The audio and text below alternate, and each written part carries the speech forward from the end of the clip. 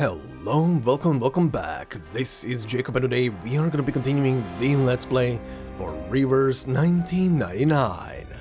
So then, today we are going to be finishing off the rest of the story for the Midnight Whistle, and I'm excited to see how this is going to end. There's still a couple of loose ends that we haven't covered yet in the story, but yeah, I would say the bulk of stuff has been revealed. Last time we got to see who the bad guy is essentially, and if anime, like I said last time, if anime taught me anything, you never trust this type of character. There's a very, very big chance a character like that is gonna turn out to be the bad guy. And I would say, by my anime knowledge, the chances are usually 70 to 80%. It's either gonna be the bad guy, or it's gonna be kind of like a chaotic neutral guy. But yeah, we have our bad guy, but I would say the biggest surprise of the whole story is that apparently Rubuska is not a vampire. Look, I'll give him that. As someone who is not really interacting, of course, with the whole marketing machine behind the game and everything, because I don't want to get spoiled, right? That has been a very big surprise, and I saw it brought up in the comments as well, that people were really bought into the whole thing that Rubuska is supposed to be a vampire. And quite honestly, from the little tiny bits that I have seen, like in promotional material, not trailers or anything, just like promotional images and stuff, I was also bought into the fact that she's supposed to be a vampire. I mean, at the beginning of the story, she was just a kid essentially, who was kind of just hyping up the whole thing that she's a vampire, right? Selling it properly, but or selling it like a kid would be selling it. But yeah, she's not a vampire. It seems she seems to be just a normal Arcanist that went through quite a lot of stuff, and because of it is kind of mentally set on being a vampire. I do wonder if by the end of the story she's actually gonna face reality and is gonna find a middle ground between playing a vampire and being an Arcanist, but we'll see.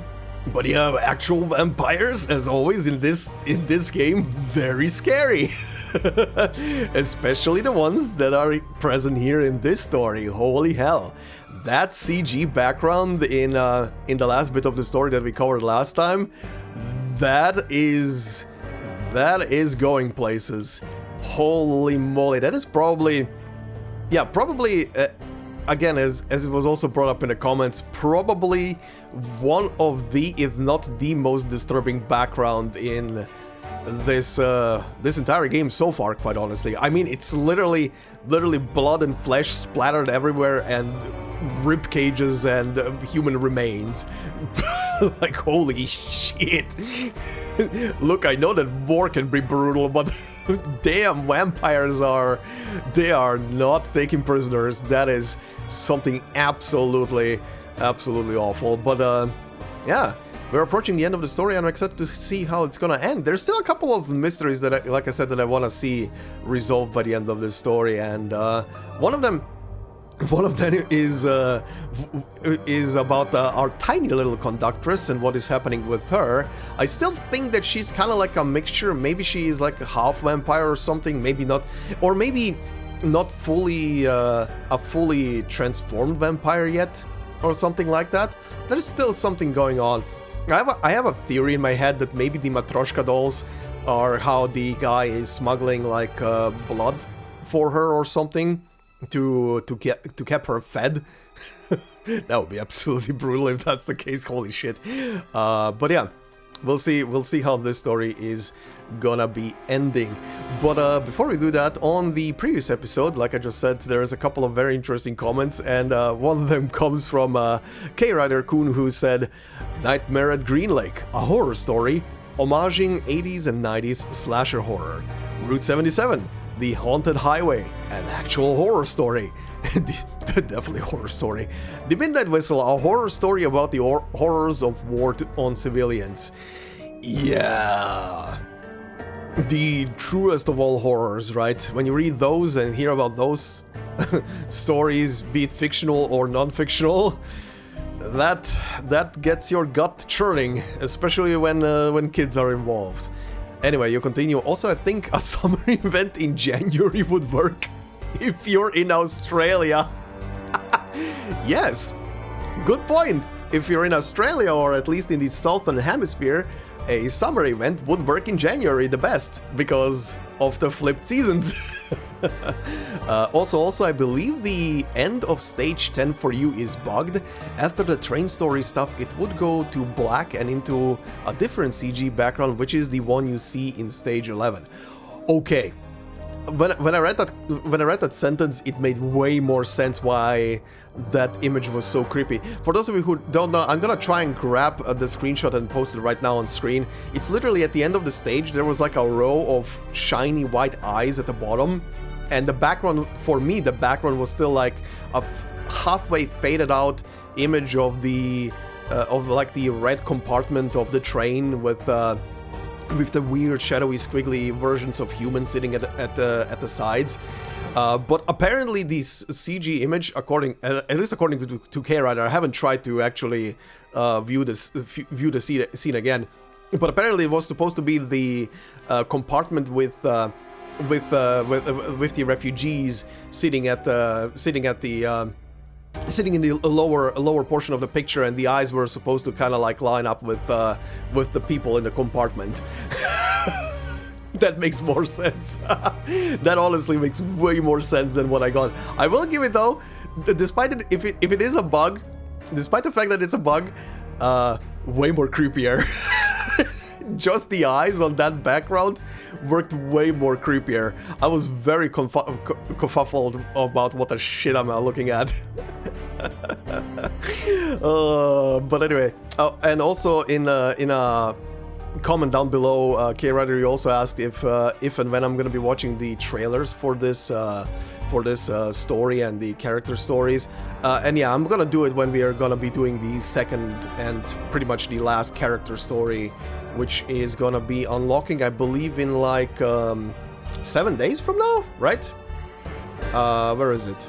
Yeah, I think it's Cold Steel, right? Yeah, Last Evenings is in 15 days. Yeah, Cold Steel. I believe this is Corvus' story, right? If I'm not mistaken. So, yeah, when we're done with that story, I'm gonna be checking that out. So both the main trailer and the character trailers, and if there is any kind of special trailer that they released with this whole thing. But yeah, anyway, K-Runner, thank you very much for that comment. And yeah, there was also a couple of things that I do want to share with you guys. A couple of images. Oh, by the way, thank you for sharing that Rubuska guide over on Reddit with me. Did help out a tiny bit. I was already kind of pretty much set up with her, as she should be. I just had to change a couple of, I think, like just 1 or 2 components around to be according to the guide the best setup. She's not that difficult to set up, luckily, considering what she needs. But yeah, thank you for the guide. Also, speaking of the Reddit side of things, someone was sharing with me on the last 2 episodes that I was linking there, very very funny images, and I wanna just put them on screen right now. One was on the first episode for Midnight Whistle, because I titled it "Please surrender the what was it? Please surrender the ticket." It's a very funny Corvus image with all the guns floating around and the stars in her eyes. That was funny. That was fun to me. It's even more funnier to me because it looks like, almost looks like the actual promotion image for a character from Arcanists, one of the OG characters called Excusia. Or, well, I'm pronouncing it Excusia. It's Excusia, I think, more or less, but whatever. And no, I'm not sneezing. That is her name. It is Latin. And she has a lot of guns, and if I'm not gonna forget, I'm gonna also put her image next to it. It looks very similar. It looks very, very similar. And the other image was on the last episode, which is pretty much the thumbnail that I was using. It looks, I love it. I love it. Little Rubuska being spooked by a certain Utu editor. I like the size difference, just the looming threat in the background, the smugness. Thank you, by the way. Thank you for sharing those. Those were very fun. I like how accurate they are almost too. to the thumbnails that I was using. That's kind of funny. That's even funnier than anything else. But yeah, anyway, story, let's continue. So, 16, huh? Oh yeah, one of you also brought up that stage, or rather, where is this thing? Yeah, it goes here to stage 19 because 19 is the last battle stage. But yeah, it's 21 stages to finish this whole thing. So yeah, let's see. Winter Fright Night. Put out the lights. Okay, sure. Why?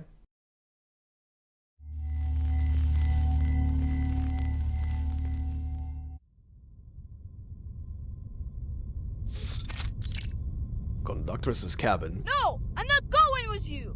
Hi, William. Good God. Holy scream. That faded out scream in the background, what the hell?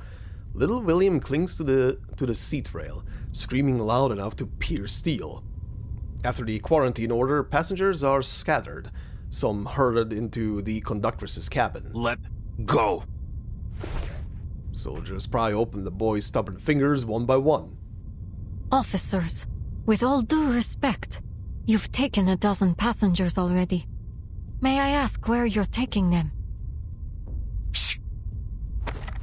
A rifle raises, muzzle aimed at the boot now wedged in the doorframe. Step back, ma'am. Nobody leaves the carriage until quarantine is over. You mean, you... What I don't think you're quarantining these people. I think you're literally herding them like cattle ready for slaughter right now. She says nothing but pulls her foot back. Thank you. Just work with us, please. And soon this will all be over. Yeah, well, when your throat is slit, the soldier slings the boy under his arm and marches off. Annabelle! No! The heavy lock clicks shut, leaving only anxious passengers and stone-faced soldiers. No food, no water, and no idea how long they'll keep us. This isn't separation, it's imprisonment. Really is. Worse than that. At least prisoners know their sentence. They took William and Miss Dorothy. And Rubuska hasn't come back either. Sensing the soldier's warning glare, the girl clutches her doll tight. Meanwhile, Zemmelweis on the radio. She presses her communicator and is met with static. Her words and any vital intelligence she could share are stranded with her. Something's jamming my signal. And the teleport disc isn't working either. Huh. Someone came prepared. Yeah, very interesting. Especially the communication jammer. Okay. Maybe some arcane bullshit? Zemmelweis approaches the door and peers through the window into the next car. Oh! Oh! But that's lovely! The scene is carnage. The once opulent carriage is a spectacle of disaster, its walls painted with blood. What on earth? Well, someone couldn't contain their hunger. You know, when you get the hunger pains, Fuck. A low, drowned-out wail comes from the corner. Seems a little early for that soldier to be back. You know, I'm gonna say this. Now that I have my memory refreshed and everything, I am absolutely shocked that out of everything that is happening here, that this is not the story where Zemmelweis gets infected. She is so exposed here, especially by herself, to vampire nonsense. That she does not get infected here is like a lottery win. That she actually gets infected in that cabin somewhere at almost random feeling while she is with an actual escort with her, that is kind of like a slap in the face. That is like fate slapping you in the face. Holy shit. What the? Everything alright? What is that voice? Everything alright? Ah, idiot. Better go check on him. That sounds like when I'm voicing characters in Arcanists and I'm at my wit's end and don't know how to voice character CB minus D. Just like sorry. The soldier stiffens, lifts his rifle and hurries away. He's gone. Conductress, I think it's time you and I had a heart-to-heart. She steps up to the conductress, blunt and direct. This is all wrong. No food, no water, no radio signal. I don't believe they're doing anything to protect the passengers from infection. This isn't a quarantine. This is a cover-up.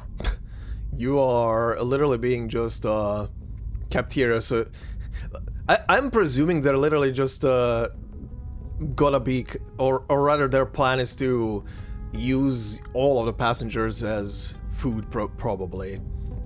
At least that's my prediction here as to what the plan is, because having them all here without food and water is literally just weakening them, so they're not resisting once the inevitable happens.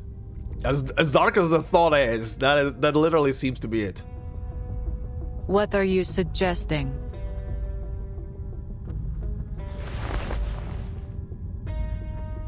The investigator reveals the badge in her hand.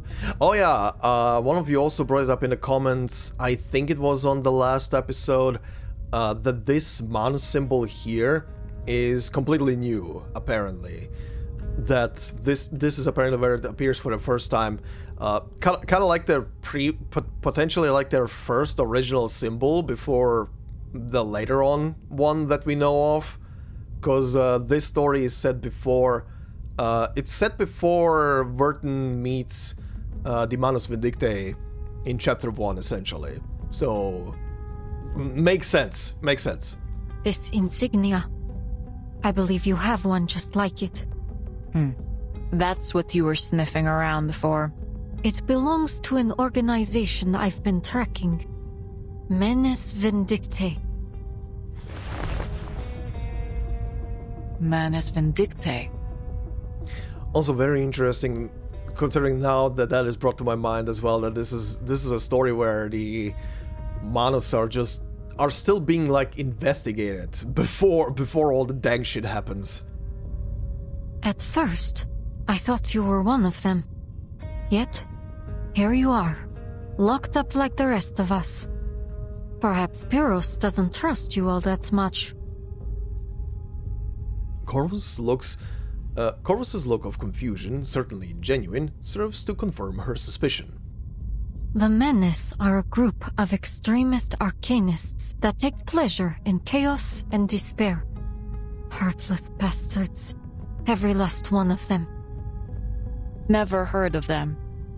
The badge is Pyros's. Some kind of identifier for his men. Ah, okay, yeah, it makes sense that he would be aligned with Manus.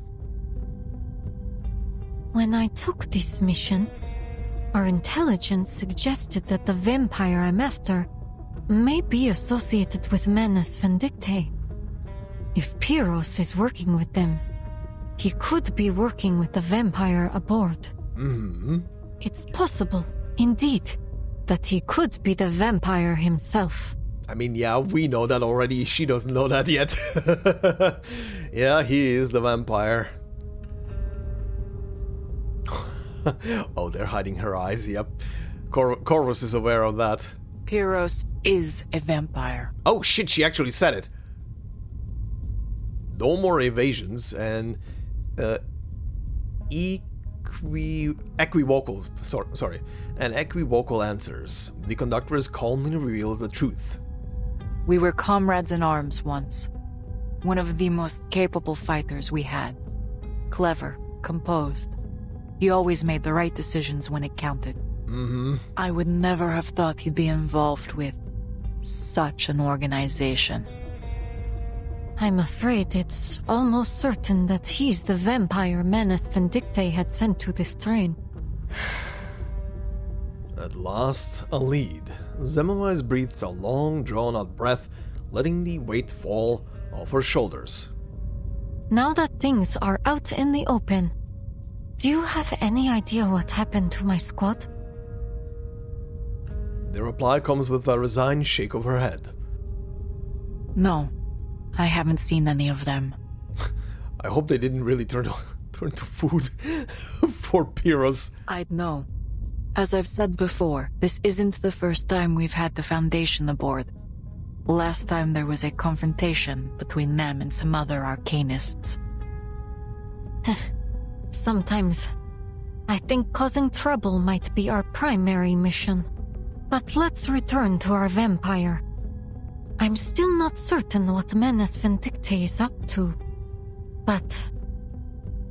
That vampire infection couldn't have been a coincidence. Someone meant for it to happen. The conductress sneers, her fingers tracing the silver engraving on her pistol. I've known Pyros a long time, but lately he's been strange. I usually wouldn't attempt to interfere with his business. Okay, strange in what sense? But these are my passengers, my train. Yes, and he's snacking on them. Glad to see we're finally on the same page. So, conductress, can you get us out of here? Haste makes waste, investigator. There's a loose thread I'm waiting for. Then we can pull all of this together. A loose thread you're waiting for? Uh-huh, okay. We're long past the point for patience, if you ask me. No, there's Stop. Hi?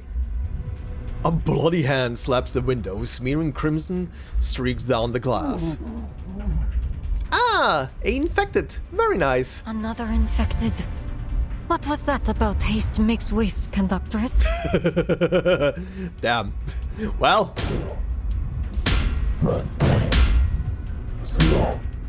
Oh, damn. Nice modulation of the voice there. Thud, thud. The man mumbles flatly, head-butting the glass again and again until blood pours from his brow.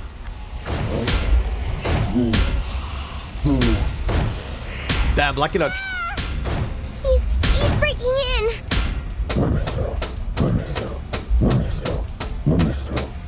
Jesus Christ. Conductress, there must be something muting arcane skills on this train. Arcane skills aren't everything. She pulls the passengers behind her, draws her sidearm, and takes aim. Damn! Before the shot fires, the infected passenger is yanked away by an unseen force. Another splash of blood smears across the window. What was that? Another infected? The sound dies. Then comes a faint rustling outside the door. A familiar face rises into view beyond the glass. Oh, is it the other conductress? Oh, it's Daphne. Yup. Oh, Jesus Christ. Okay, Ima, what is your deal?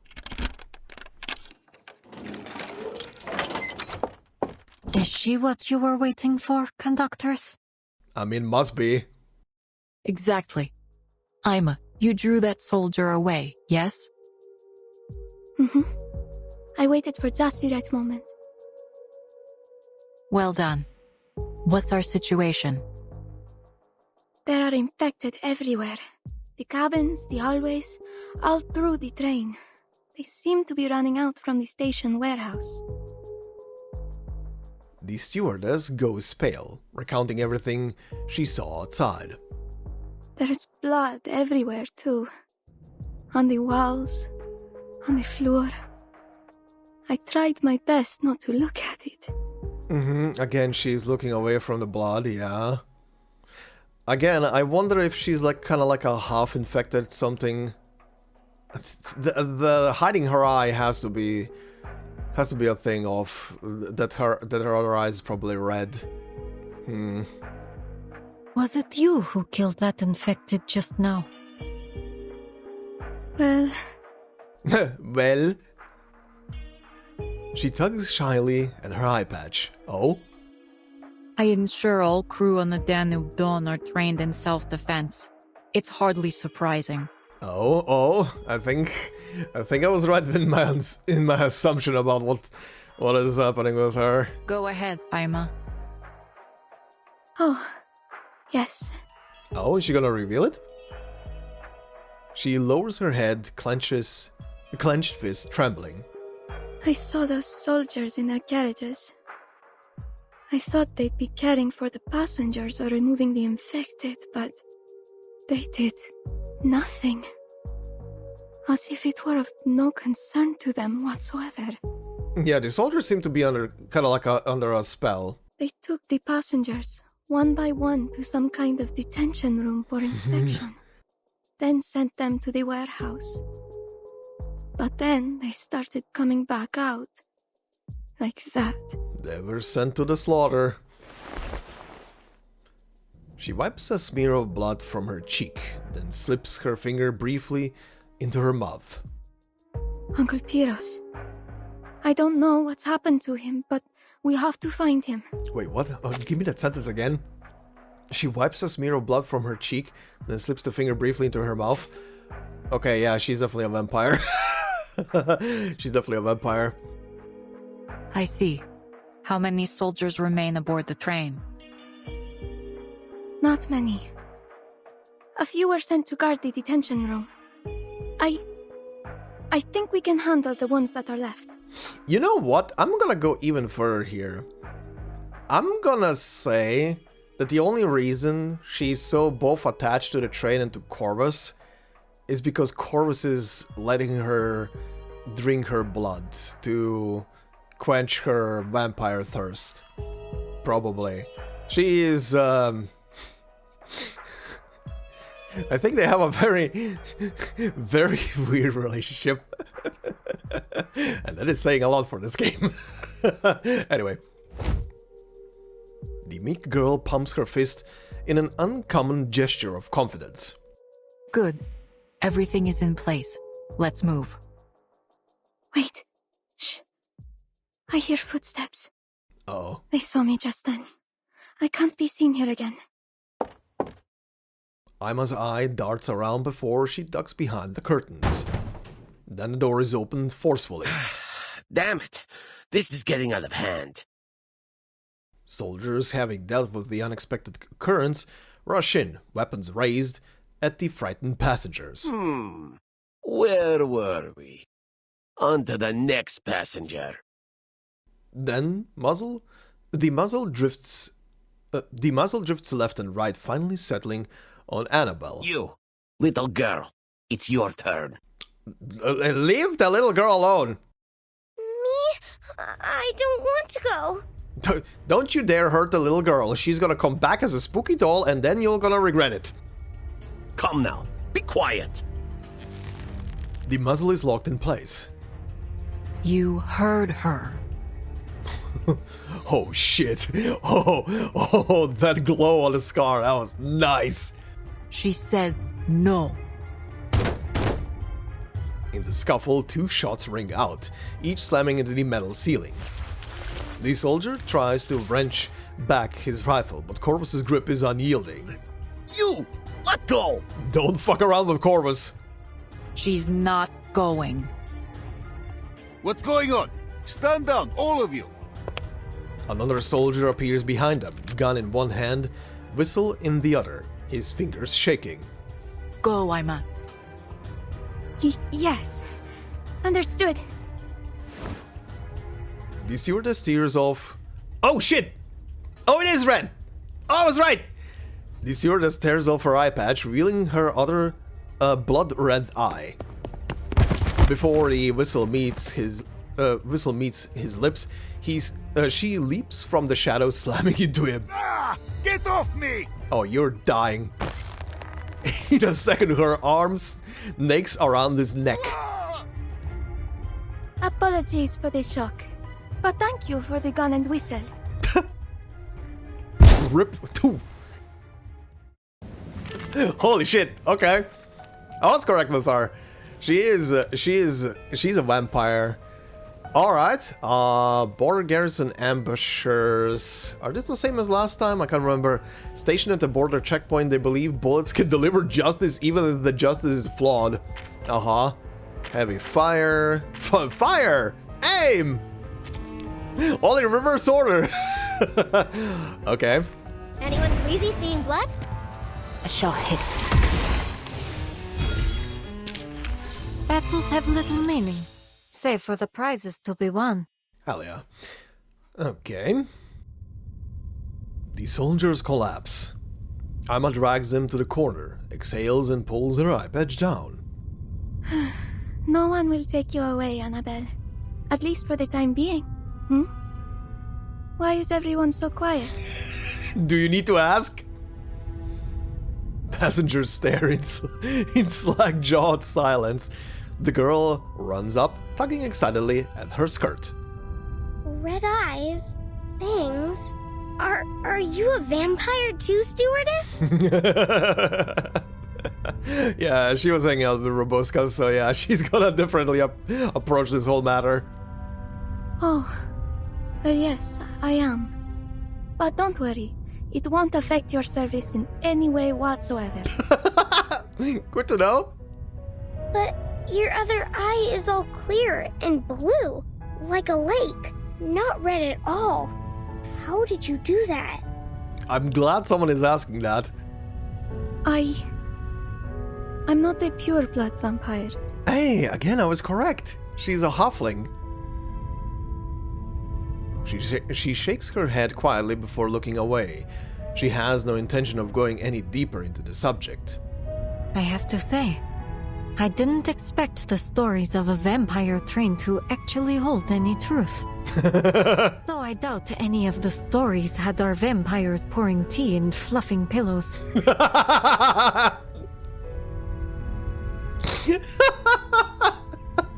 I don't know why that's so funny to me. Maybe because of the way she said it. Okay. So she's a good vampire. But yeah, very interesting. So just a half vampire? Again, this adds another thing to the whole thing. How does that come to be?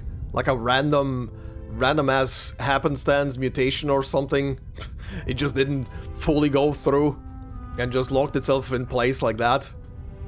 There was never any truth to them. Ima may be a vampire, yes, but she's never done anyone harm.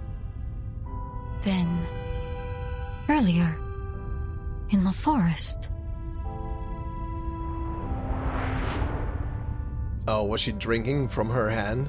She recalls the night in the snow, with the two of them pressed close together. The storm was so thick she could barely see, only mist, trees, and a red scarf whipping in the wind. It was bloodthirst, so I gave her mine. It's an arrangement of ours. I was right again! I was right again!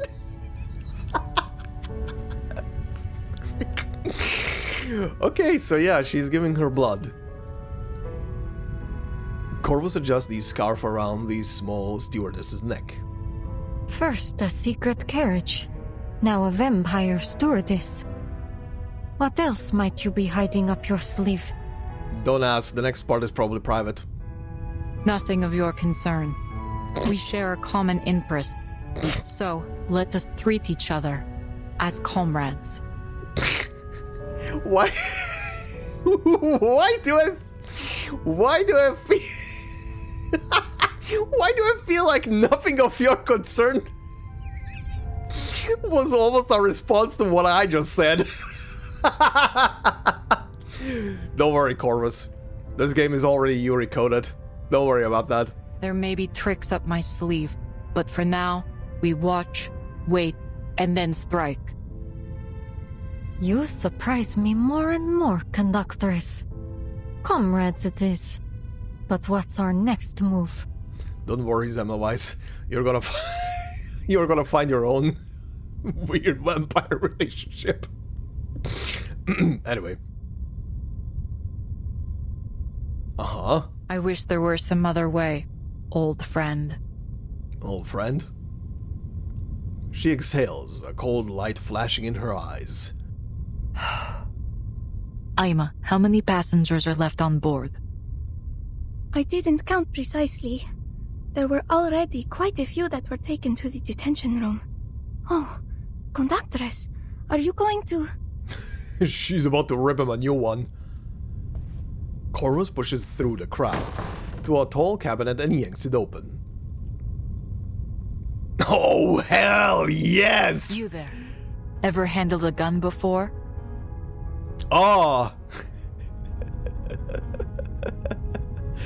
I like this woman. Yes! Whoa! Hell yeah! Weapons line the wall in neat rows, gleaming under the light. Each one meticulously polished and ready, as if awaiting their call to battle. Yet another surprise. I don't think I ever would have expected you to be lugging an armory around with you. She's John Wick. It's a hobby. Take this. It's a hobby. She takes a pistol down and tosses it to Zemawise. Silver bullets are more effective than arcane skill when dealing with vampires and they're infected. Right. Ah, so this is where she has this info from, probably. Anyone old enough to handle a weapon, arm yourselves. We have a fierce battle ahead. Hell yeah.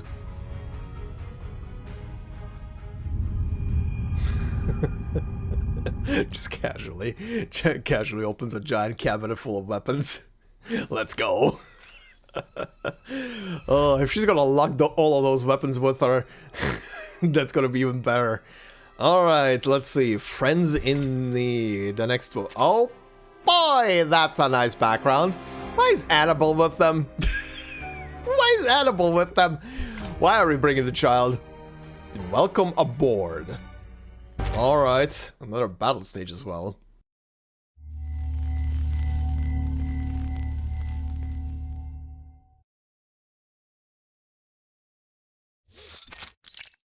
Damaged carriage. Alright. Oh, that was the gunfire. Gunfire erupts in less than half an hour. The train turns into a battlefield. Oh, what did you just say? The gunshots are drawing them in. We've got to close the door. Did you say that in Hungarian? Oh, she did. Head to the next carriage. I'll close the door. Corvus leaves cover and charges straight into the carnage. Also, I'm trying to think right now. I don't remember Zemmelweis really ever outside of the accent. I don't remember her ever really drifting into her mother tongue. Huh? It's kind of. Is this a first? I don't remember this. Conductress, don't! Don't look back. The weight of unseen eyes is unbearable. Annabelle turns her head. Ah! Don't look back. Don't look, child. I want to go home. I tried to warn you. There are too many of them. We can't do this alone. Oh boy. From outside, more infected swarm in, spreading like a plague of locusts through every car. Cries of panic and bloodlust rise and fall. We have enough ammunition, but not enough hands to fire them. There is still one option left. Uh-huh. There are more passengers. We can rally the people to fight. The other carriages are still under guard. I doubt we'll find many willing passengers who are still fit to join us. I know where to go. Theros gave me his word he would leave them be. Oh, the carriage all the way in the back? And you still think he'll stand by it? It's our best chance. As for whether he has kept his promise... She steadies her breath, aiming at the door buckling under the assault. We're about to find out. Oh, straight into battle. This was a fast one. Border garrison ambusher. Huh, okay. Stationed at border checkpoint. Oh, infantry and ambusher. Okay, ambusher. Hidden from sight, watching in silence, striking with precision. Infantry, they believe bullets can deliver... Okay, that's the same... That's the same guy. And these guys... Elusiveness, yeah. Precise slash, surreptitious gaze. Nice. The stalkers. Greetings. Alright, everybody. Let's dance. It's the soldiers stationed outside the train. It seems there's another surprise waiting for us, Investigator. More like a shock. That's them! The ones taking out our men! No, sure. Stop them! They're being told false information. You little bitches. The enemies of peace shall be stamped out. Battles have little meaning. There they Save go. for the prizes to be won. Also, not gonna lie, very appropriate that Zemmelweis would appear on the victory screen for all these. Hey, there's the carriage. The extra carriage. Gunfire still rattles. Another sound joins in. Scattered, heavy footsteps. 1, 2, 3. No, there are more. Many more. You guys are about to have to join the fight. Her voice trembles. They don't sound like soldiers. What do we do, Yakov? Ready your weapons, everyone! These steps draw closer. The lock strains. Passengers grip their makeshift weapons, every eye fixed on the opening door. You guys are gonna get quite the significant upgrade with weaponry in a moment. Hold. Now! Attack! The mob surges, raining down blows without mercy. Damn it! We're here to help! Dolly, I can't find her. Aww, Annabelle! Cries, curses, and wails crash together in a storm. Wait, I heard the little girl. And a woman. The little skirmish finds a belated end.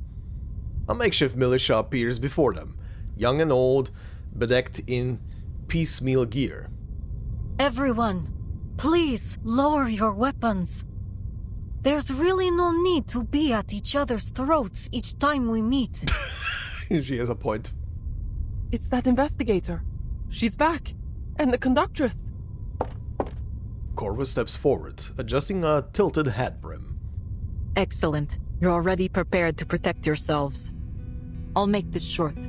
The train is surrounded by vampire infected. We need your help to defeat them and get moving again. Take a weapon if you're able. We'll fight together. The stowaways and the passengers glance at one another. Silence holds for a moment. But why us? Look around you. We're just a bunch of regular folk. Refugees who've probably never even touched a gun. The army's here, isn't it? Shouldn't they clean up this mess? They're part of this mess. And say we risk our lives to save other people from these infected. What would stop them from reporting us if we try to cross the border after? Then voices rise again, questions sharp and insistent. She's right. I say we unload the carriages with the infected inside, and the rest of us keep going to Budapest.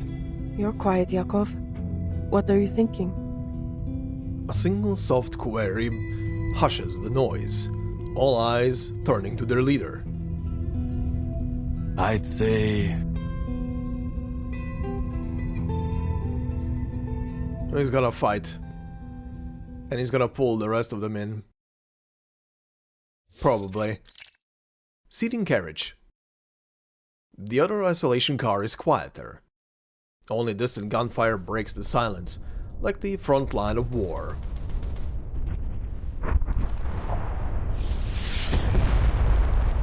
Okay, these are very atmospheric sounds. This is all getting rather unnerving. Ma'am, do you want to become a snack? I wonder if even a vampire would nibble down on you. The woman sets down her porcelain cup in a rattle, yet she maintains an utter state of composure. Gunshots?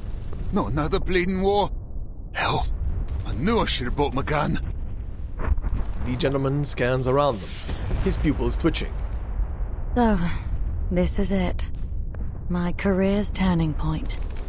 Magazine editor turned combat correspondent. If you make it out of this. The editor finally closes her notebook, moving to the door for a peek. Nice! How many times are we gonna pull this? A bloody hand slaps against the window. Oh my, what on earth is that? More of those infected.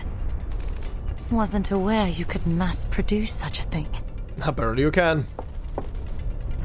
The editor peers out further toward the soldiers' camp.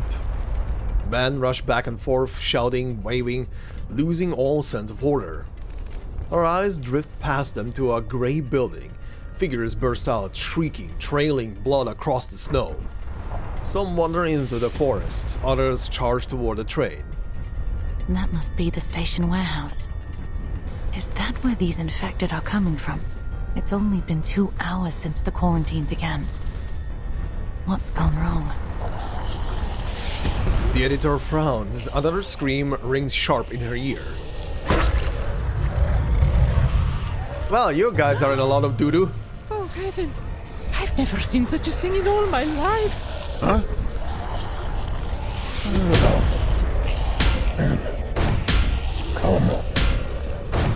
The door won't hold for long. Get something to block it. What are you all standing there for? Get out of the way. She has a point. Oh, gunfire rattles. Dark red bursts bloom across the train windows. Through the smoke, armed figures emerge, faces pale and bloodied. Think I strained my shoulder. I did warn you. Someone your size can't handle a shotgun. Damn! Well, you can hardly expect me to take them down one by one with a pistol. Well, the designers of my model gave me a shotgun. That's the only one I can have right now. If this is some kind of robbery, then I'm afraid you'll be disappointed. A writer always travels light. I'll take your head. It isn't. We want your help. Alright, arming more people for the militia. That is all we know. Most of the soldiers stationed here have been infected. Many passengers have become their captives. It's thanks to their help that we made it this far. She nods toward the refugees beside her. Just repaying a favor. Think nothing of it. She's helped so many people get to Budapest and ask for nothing in return. She'll have her support no matter what. An extra carriage. They look like they just climbed straight out of the trenches or something. Ma'am, look, it's war times. They whisper uneasily. To them, these unkempt and unruly strangers with rifles look no less monstrous than the creatures they had vanquished. Well, in any case, we appreciate you rescuing us. Once we arrive, I'll be sure to arrange for gifts to be sent your way. Okay. Integrity, I like it, lady. Despite how you usually act. That won't be necessary, ma'am. Just stay close and we'll get out of here together. Pardon my confusion. You mean to say we're to leave this carriage? Yes. Yes. We need to see if any of the passengers are still alive. What? You're not seriously asking us to fight those soldiers, are you? Infected soldiers, even. The noise doesn't stop. In the chaos, a child squeezes out from the crowd. Miss Conductress, is Rubuska there too? I still haven't seen her. Before Corvus can reply, another voice cuts in. Rubuska? You mean that fake vampire? She was one of the first ones they took away. Fake vampire? But she has red eyes and pointy teeth. Don't listen to her. Rubuska is a real vampire. Are you one of her familiars too? Come on, let's rescue her together. The kids banding together is adorable. Yes, let's. She protected us. I have to pay her back. We pinky promise. Oh. Children, aren't you afraid of those monsters outside? Yes, they are. Never. Or not? Okay. Damn. The bold, if childlike answer surprises everyone. See? Even the kids have got more guts than you. That is definitely something. You... Yes, you old crone. Gotta say something? We're trying to get out of helping, but we ain't got no weapons. What do you expect us to do? Fight them off with knives and forks? Corvus drops an entire sack full of weapons. No need to worry about that. Oh god. She shifts aside, opening a path for her ally. Aima steps forward, loosening a heavy sack, okay, which pours out rifles and pistols into a motley assortment like a fisherman displaying his catch. Take any you like. All the guns here are quite easy to handle. I picked them up myself. God damn it, Aima. You know what? I said this. I'm happy that I was wrong. That Aima was giving me weird vibes, but that was probably because of her bloodlust. But, I'm happy that I was wrong. I'm happy that in this case, about her being some kind of big bad, I was wrong. And I'm happy about that. An FN model 1910? And this is a Mosin Nagant! Animals is C96! Oh shit, that's quite a collection indeed, holy shit. The gentleman lunges into the pile with boyish glee. This one's excellent, consistent firepower. But this beauty, she's got a smoother pump cycle. Lovely for follow-up shots. My man, aren't you British? How are you so knowledgeable about guns? You sound more American now, even though you still have the British accent. Will the fighting ever cease? I mean, when the infected are dealt with, yes. The old woman sighs, then hardens. Her gaze turns ice cold. Alright, just pick one for me. Something with some punch. Damn, lady! Damn! The old crone is gonna fight, holy shit! More spine than I give her.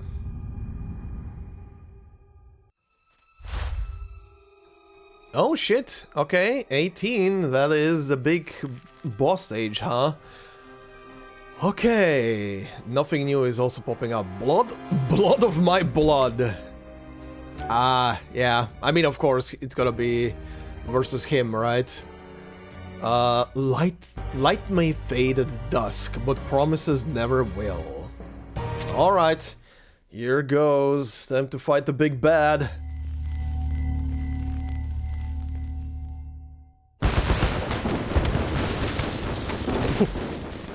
How many of these are gonna begin with continuous gunfire?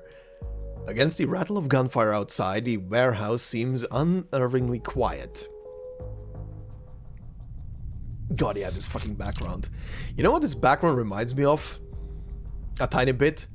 Has anyone of you watched the movie Event Horizon? Talking specifically about that scene on the bridge that flashes on the screen for like a brief moment. When they're not looking properly into the corners and the glass. Ugh, what a good movie. Funny thing, while I'm on the topic of that movie, funny thing that I only in the last couple of years heard people say about. Apparently, the Warhammer fandom, or part of the Warhammer 40k fandom, has accepted that movie as kind of like a pseudo prequel movie for the Warhammer 40k universe, as in the fandom is essentially, even though that's not true, of course, it's not connected to the Warhammer franchise at all, but because of happenstances in the movie and the plotline, they accepted the movie as being like humanity's first venture into the warp. Honestly, kind of fits. Never thought about that until I got exposed to Warhammer. But yeah, anyway, great horror movie. I recommend, especially for sci-fi nerds. The vampire's invitation still awaits a response. The girl bows her head, staring at her shadow. Let me remind you that although my life may be everlasting, my patience is not. Your life will not be everlasting. I have to say, your hesitation is disappointing. What's this going to cost me? Your humanity. Or Arcanomanity? I don't know. She looks into his crimson eyes. Every time I've been offered any kind of gift in my life, every time I've even come close to something, it's either been taken away from me or turned out to be a complete fraud. So, sir, which one is it? Neither. Because I'm not offering you any gifts, only an alternative reality. All it takes is a drop of blood and little bravery. Because there's a good chance you'll end up just like them. He lifts a limp arm, waving it at her mockingly. A small ask, I'm sure. For someone such as yourself. What's a little risk when your dreams are so very close? This is what you want, isn't it? He stands by the window, hand reaching for her. Yes, I crave it. Please don't give in. Dizziness grips her. A sudden crushing tide of fortune crashes over Rubuska. Stone, walls, cargo, everything melts away. Oh, is he exerting some kind of arcane thing? Oh, title music. Ooh. She stands in the middle of the cemetery under a blood moon. Yes, the same damn cemetery her mother described 1,000 times. Oh shit. Ooh, those eyes. Before her looms the vampire Pyros, cloaked in black like an ageless shadow. Oh, he is doing some kind of hypnosis thing, okay.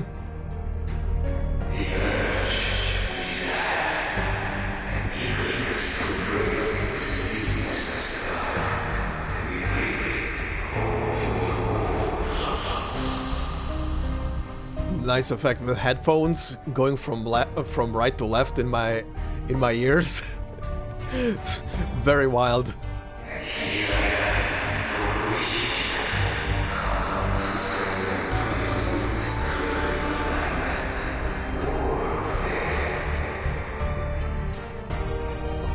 Moonlight spills over his face, his red eyes overflowing, blood, corpses, and the reek of death reflected in them. She sees more than that. Their dead eyes meet hers in the reflection. Choose, they whisper. You cannot refuse us, just as you cannot refuse your past. Well, what do you say? Very sick image. Please say no. Faces flicker before her. Mother, father, brother, and comrades. It is a chance to see them again. How could she refuse? Rubuska, you're not getting them back. Yes. Oh shit, she said yes? Uh-oh. Oh? Where the shit are we now? The detention room. She's not here. Armed men storm in, but the familiar figure is gone. Blood stains the floor, still warm, trailing like a serpent. There are drag marks.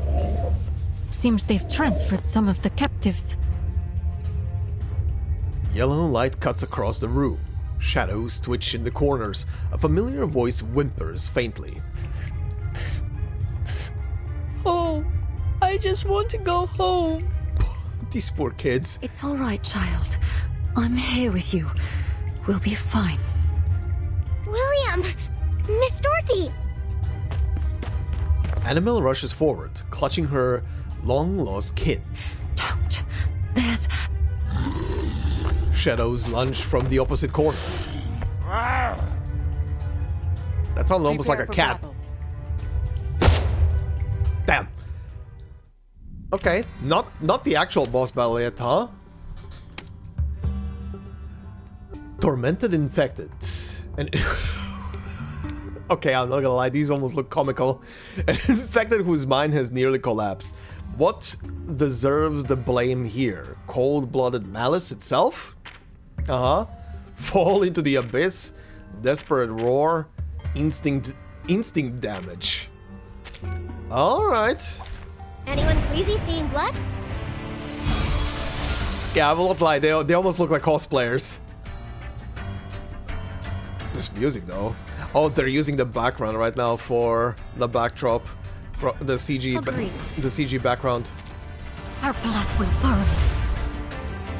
Let's dance with the shadows! Though it may come with pain. Can I give everyone a ride on my back? I think I can handle it this time. Okay. Back in the detention room. Had enough? The soldier crumples, eyes bloodshot, veins crawling like creeping vines across his temple. Where's Biros? Where did he take the girl? She seizes him by his bloody collar. That house. That station. Lots of them there. Despite the infection, he still sort of lucid. That's kinda interesting. He coughs, Vert slurred gurgling. Did he do this to you? Yes. He gasps, then smiles strangely. It's too late. What? Speak up.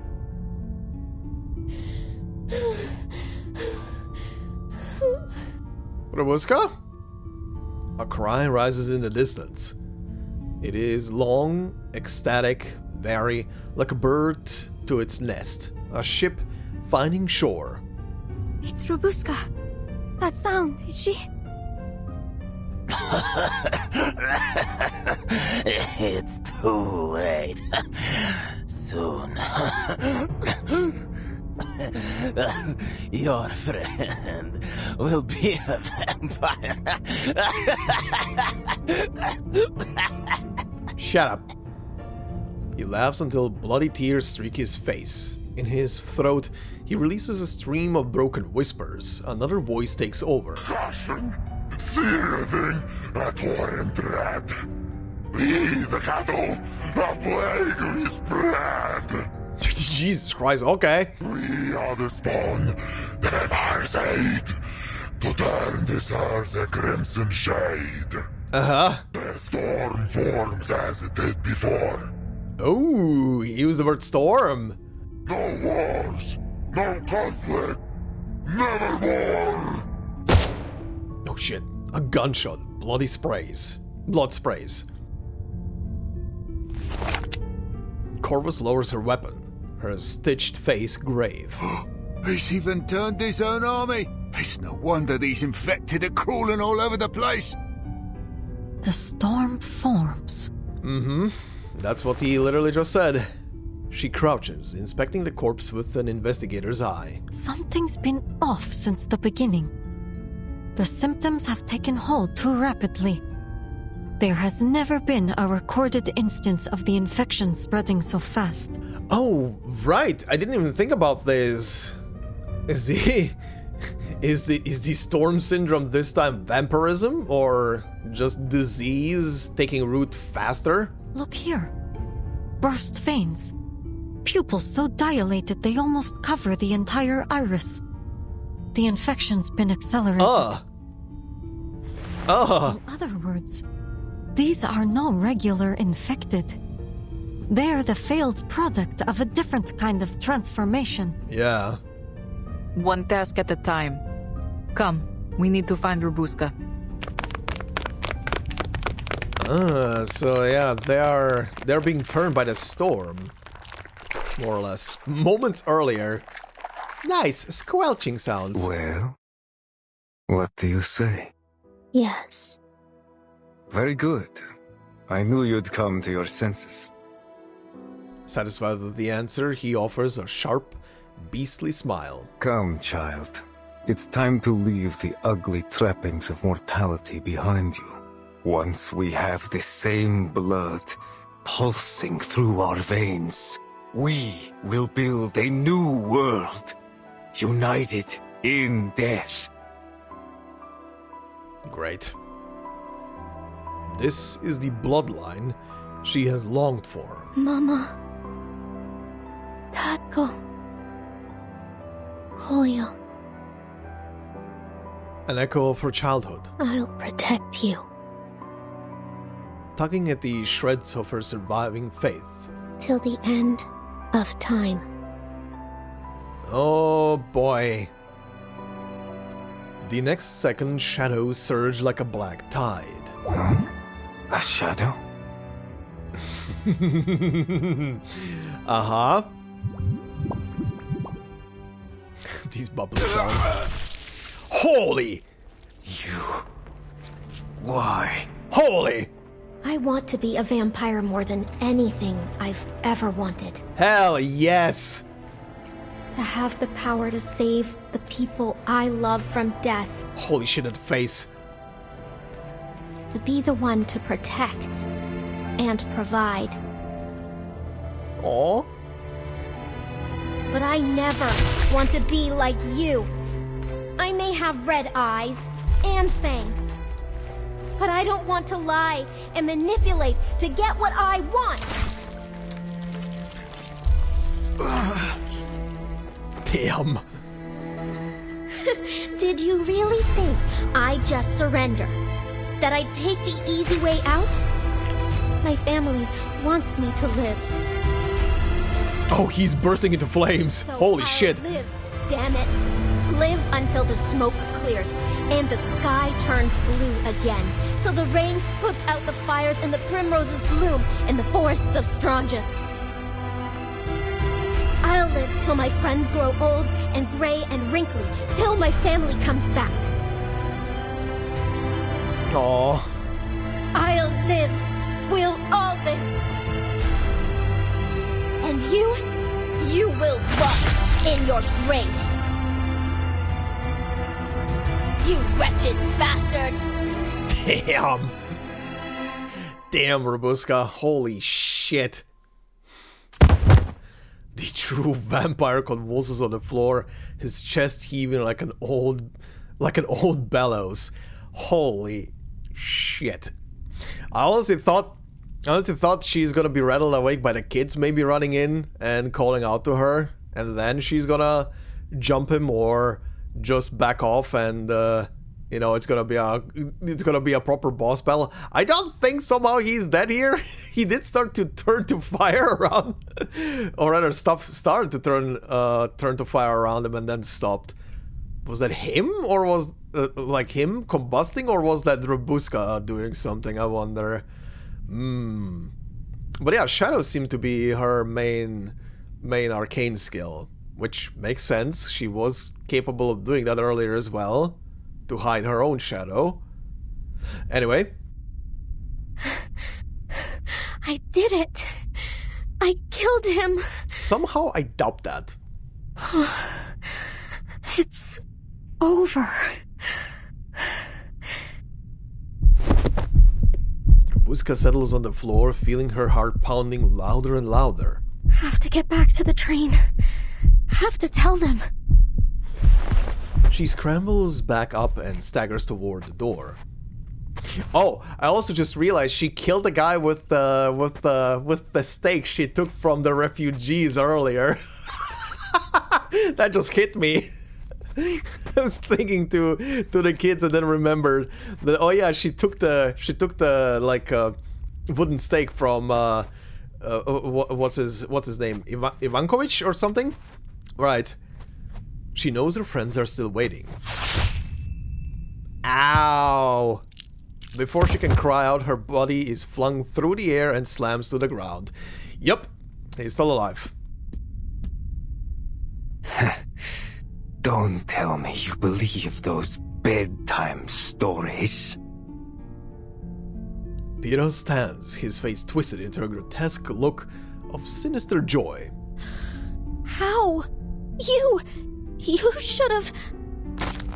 Died? Don't be absurd.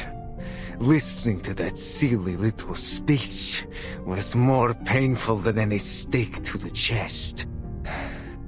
Let me guess. You brought holy water. And garlic too?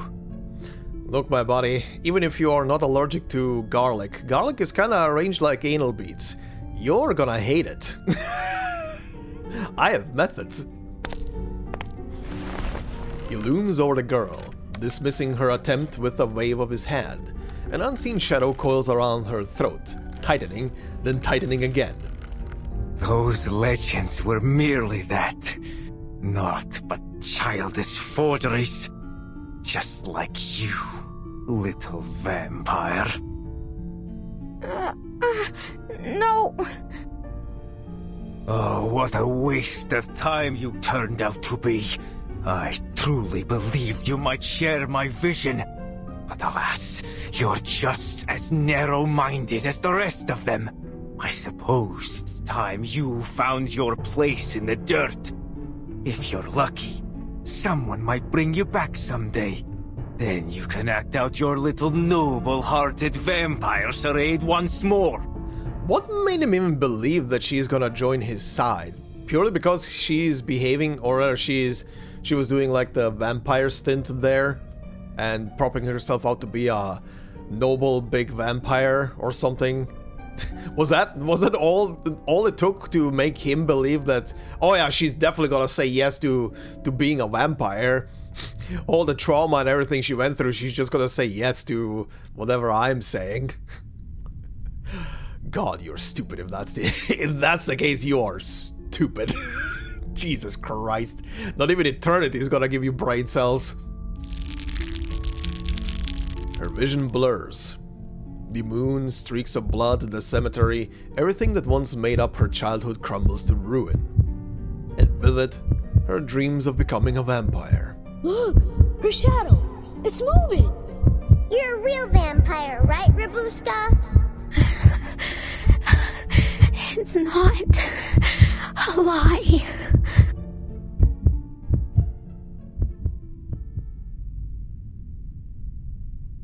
Oh? She closes her eyes, arms slack at her side, blood like tears trailing down her face. The door bursts open for a weighty kick. Footsteps ring out, steady, strong, then faster, faster. A hail of bullets tears through the vampire's shoulder. Uh-huh, you're gonna love the silver. Pierce releases her before melting into shadow, also that shadow in front of the screen right now. Air floods back into her lungs. A familiar tall figure comes into focus. Rubuska. She crouches to reach the girl. Glimpses of relief and concern pass over her patchwork face. Finally, we found you. Hell yeah. Alright.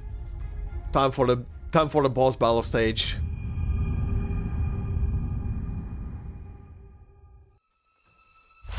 Anything that's gonna pop up on top of it? No. Also very funny that these two, like, sort of mini boss and then boss stage are right after another, like the elite stages. Alright. Well, here together. Fight on, Iglica. Fight for our home. Alright. Time to kick his ass. This is asshole.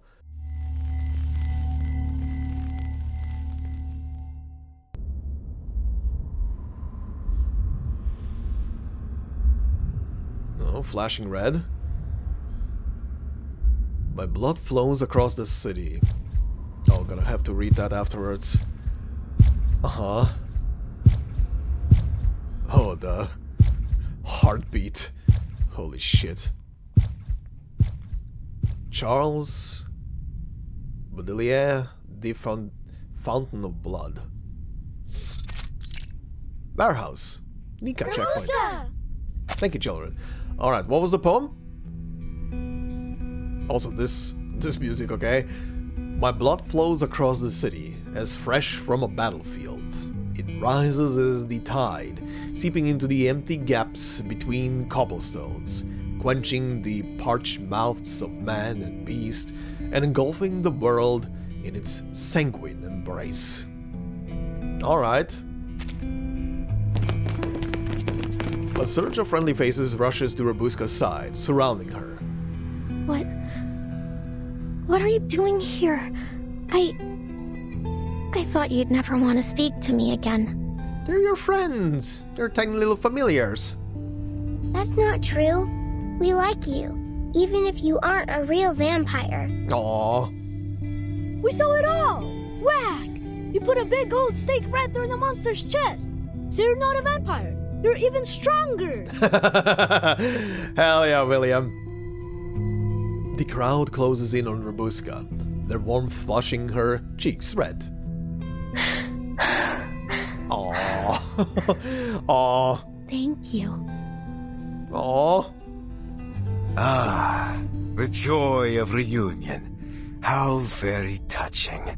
In fact, why don't we drink to it? I'm gonna drink to putting a bullet between your eyes. From the corner comes a sinister voice, drawing eyes and muzzles in his direction. Those are...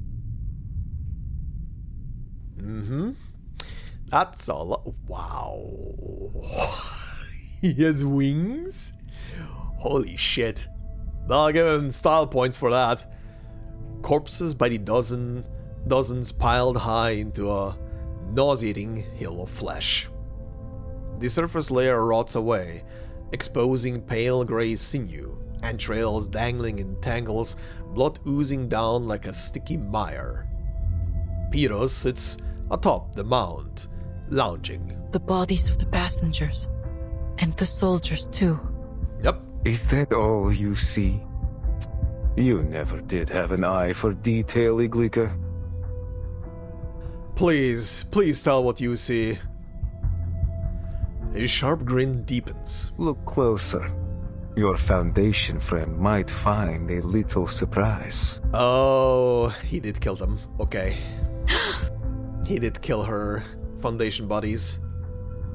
The investigator spots familiar, checkered uniforms and marks among the heap. Squad 77. All of them. Indeed. I worried they'd prove irksome if not dealt with, so I handled them before they even boarded the train. Jesus. Dark red eyes sweep past her with casual indifference. Though it seems one managed to slip her way on board. Why, Piros? I need a reason.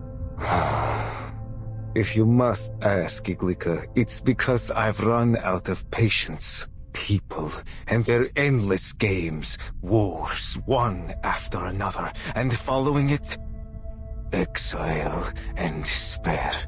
And do you know where it all began? He hoists a limp arm. Blood streams down it like a red river. Blood. Too many bloodlines are bound to this land, each serving their own desires. For centuries, they have nipped and snapped at each other, unable to cooperate, unwilling to unite, never satisfied with peace. I tried to break them free from this cycle. Did everything I could, including joining the Liberation Front. You could have told me this. We could have talked about it.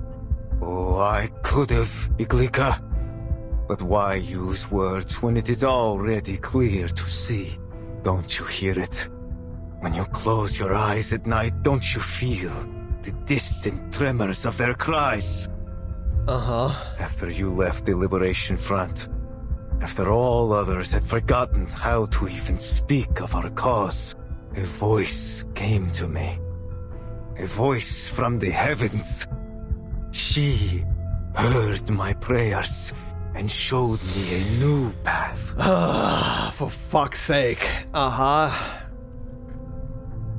He gestures toward the mound of bodies, eyes blazing. A path of unity, where all would share the same blood, the same interest, the same goal. Thanks, Arcana. Holy shit. At the crack of gunfire, Peters vanishes, the shot clipping only a few fluttering bats. Ah, nice! In only a heartbeat, he reappears suddenly behind Corvus. Another bullet. You wound me in more ways than one, Iglika. You've lost your way, Pyros. Do you truly think blood is to blame for all of this? It's one cause of conflict, yes, but so are misunderstanding, fear, even love. To blame everything on bloodlines means choosing a simple lie over a complicated truth. You haven't thought deeply enough then, dear Iglika. Look at these causes. Examine them at the root. And what do you find, Human nature. And our nature, old friend, is set by our blood. The vampire spreads his arms before the hill of flesh, his maddened eyes ablaze with baleful violence. Listen to me. Imagine a world with no bloodshed. Said a vampire that is pretty much worshipping it in front of a pile of corpses. Where everyone is free of mortal weakness and given infinite time to enjoy the pleasures of this earth. Our shared bloodline serving as a bond, not a line of division, so that all our hearts might beat as one. Question, dear vampire. If everybody is a vampire, where are you getting your blood and nutrients? Huh? We're gonna answer that? Animals, do they suffice? Is that gonna be enough? Dingleberg? Have you thought about that? Race, color, creed, all would melt away in the face of this great family we will create. Great job. Sounds like a boring world. Was that not your vision once, Iglika? You want the world without bloodshed. Huh. Ironic. Your methods tell a different story. Look around you, Pyros. You're starting a war, not ending one. Pretty much. Unity? Really? Things didn't go your way, so now you'll drag us all to hell along with you.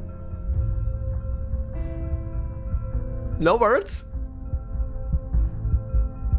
Moonlight strips away all pretense, casting a pallid veil across his face. You always did know how to use those words like a scalpel. That's a face, holy shit. I was a fool to think you'd stand with me again. He sighs, turning his eyes with strange softness toward the stewardess. Ima, come. This battle will be fierce, and I won't allow my blood to come to harm. Ima's about to rip you a new one. His blood? Yeah, she's related to him. Figured. Zemmelweis darts her eyes from face to face, loose threads knitting in her mind. Ima steps forward as every eye turns to her.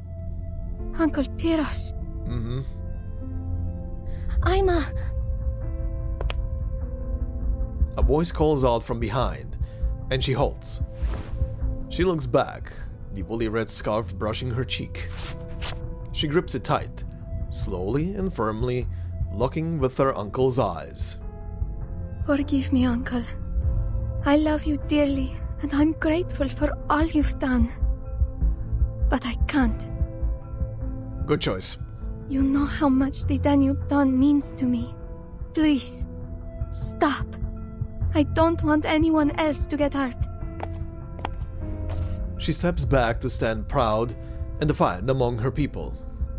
Blood of my blood. Of all people, you choose to stand against me. And you... Men, women, the old, the young, each stands ready from a measured distance, brimming with fear, disgust, and scorn. They built a silent wall, cutting him off. Beneath it yawns a chasm no words could ever cross. You look at me like I'm some kind of monster. Yes! He laughs with a twitch, then inhales deeply and resumes his malevolent composure. Well, I tried, but I always knew preaching would only get me so far. Violence, religion, politics, marriage.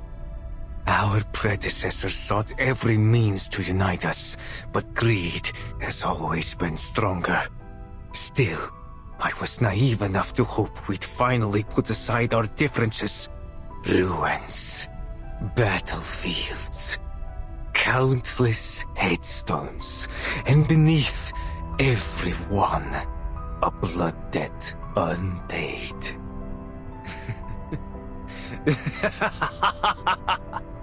Perhaps, in the end, you were right, Iglika.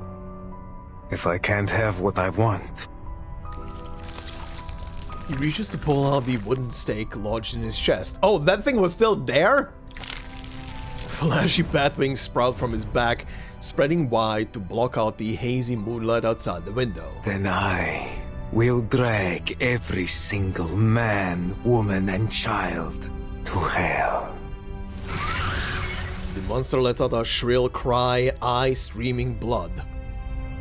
The sound spreads through the night like a deadly signal, drawing hordes of the infected in from the dark.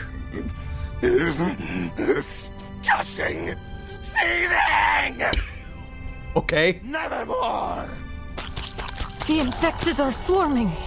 He must have called for them. Incoming! Weapons ready! Piros, I will put a bullet through your heart myself. Hell yeah. Hell yeah. Okay, yeah, this is one of these battles. That's fine. Team is set. Let's see.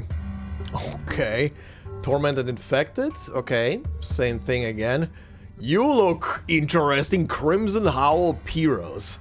A soldier once consumed by despair. A wanderer once seeking a new path. He's tasted every kind of pain and twisted them into ideals. Endless division, unending tragedy, ceaseless wandering. The blood depth in the soil still cries out, because we were never meant to understand each other. Alright, buddy. See my anger? Hear my misery? Gushing, seething. Literally what the guy just said. Alright, here goes. Damn. So like an... I know that look. Determined, resolute. Never thought it would be trained on me, along with the barrel of a gun. And you are as reckless as ever, Piros. The most passionate among us. Yet the moment things don't go your way, the first to cry betrayal. You're a vampire. You have more time than anyone to achieve your goals. Betrayal, you say? Then tell me, What can I trust after all these failures? Blood or your dead body? Okay, interesting design. I'm sad that it's kind of like obfuscated by the background. Hold on, can I? Oh yeah. Very interesting. So his real body is still there, but this kind of like, I guess the body behind him is kind of like the true body. Also, this is a JoJo stan. This is a JoJo stan. Just it's holding the actual character. Okay. Ooh, interesting ring on the ground as well. All right. What is blood for life?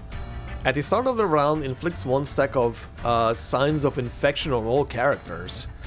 For each stack, attack plus 5% and damage taken reduction minus 10. After having 5 stacks in total, transforms into collapsing moment. Leech rate 50%, damage taken reduction 50%. This status is mutually exclusive with signs of infection. Okay. Okay. So it's gonna go back and forth between the two. Agreed. That's fine. Oh, time to build up everything. Huh. Very well. Close your eyes. Buff and counters and buffs and heals.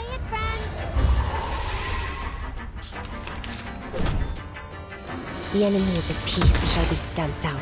Ah, okay, this guy can tank actually one bullet. Time of repentance. Take my blood as my gift to you. Uh-huh. Be careful. Do not allow him to infect you. Hear my whispers.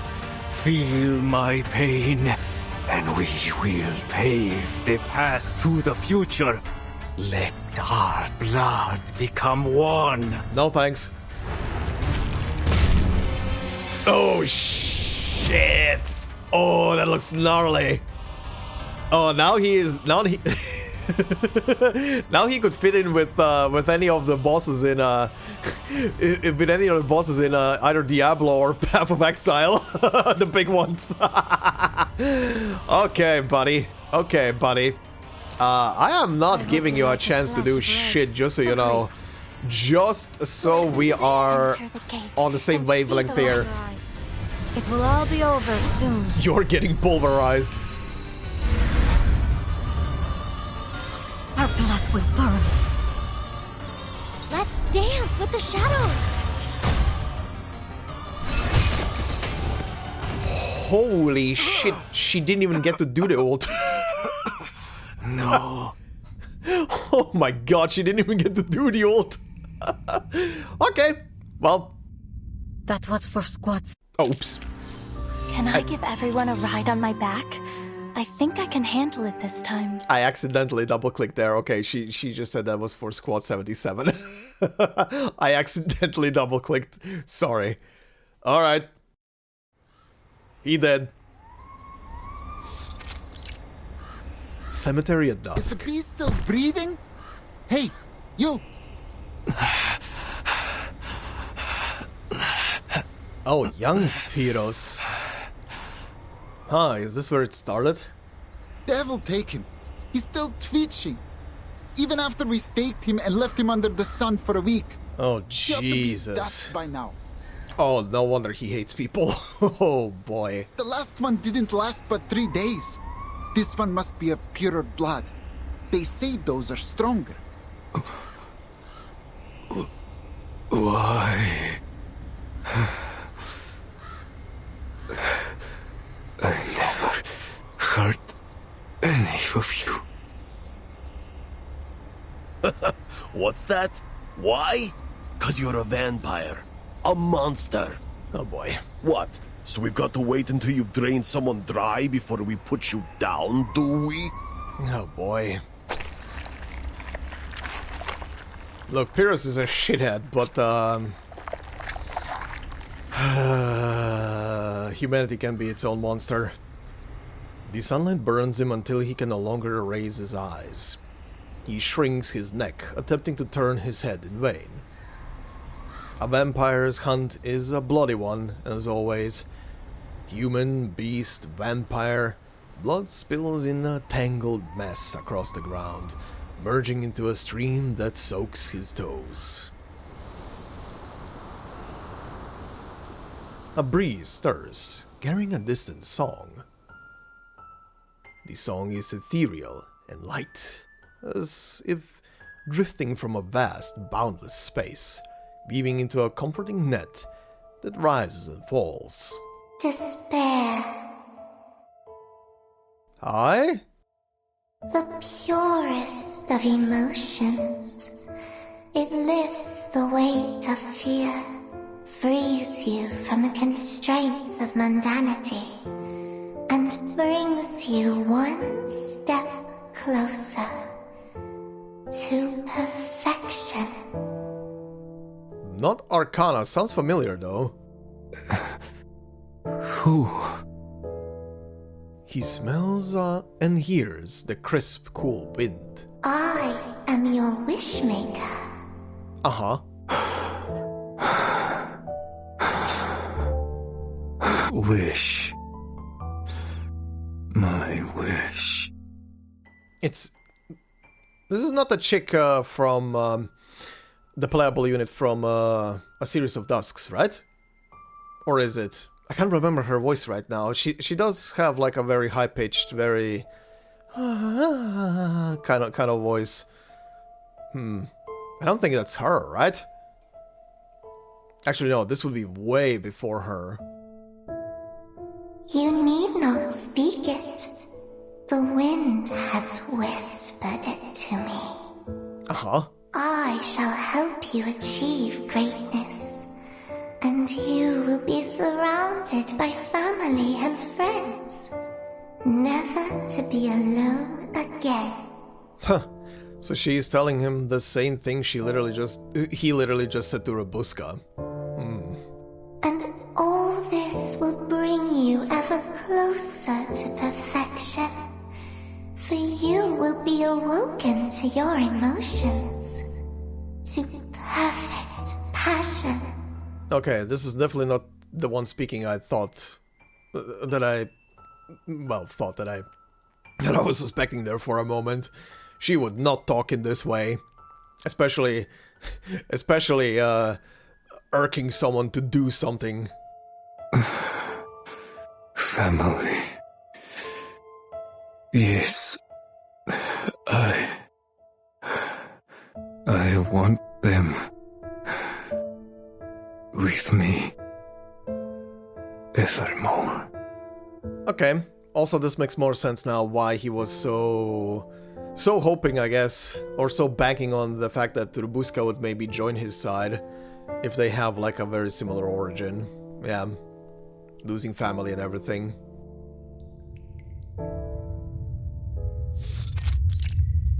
Warehouse, Nika checkpoint.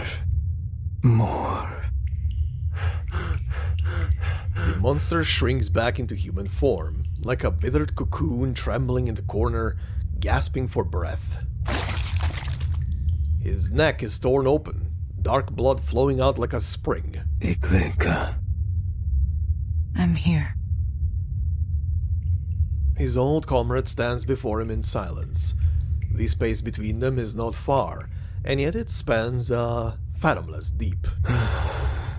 Is it over? It is, Pyrrhus.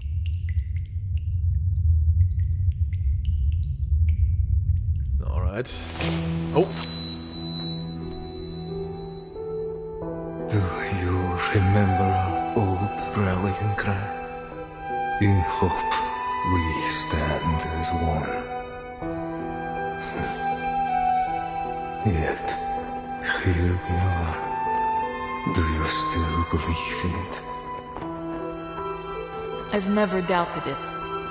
I still feel the power of those words. And tonight, I feel its presence stronger than ever. Not on the battlefield, nor in the field of slaughter, nor in the hall of declarations. It lives inside each of us. Oh shit. Then you found the right path. And I I've strayed too far. Yeah, buddy, you became a bit too cray-cray. Do it. I hope you live to see that dream come true.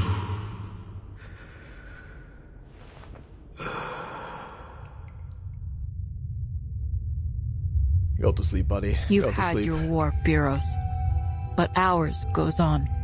Still, the end will come. In time. Maybe not today, maybe not tomorrow. But one day, a generation will refuse to raise their guns, refuse to trade blood for fleeting victory.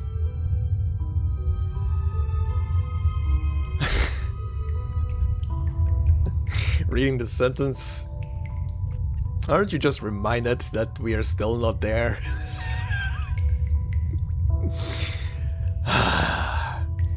Also, ironically enough, again, considering, like you guys corrected me last time, considering that this is the Balkan War, they're literally on the cusp of World War I.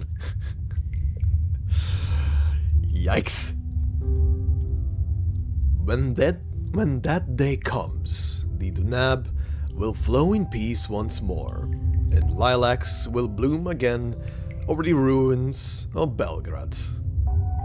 When it does, we'll ring the peace bell so loud that all those who rest in the earth hear it. She lowers her weapon, turns on her heel, and walks away.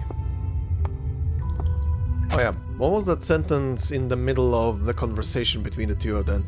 Not on the battlefield, nor in a field of slaughter, nor in a hollow declaration, nor in hollow declarations. It lives in every moment here and now.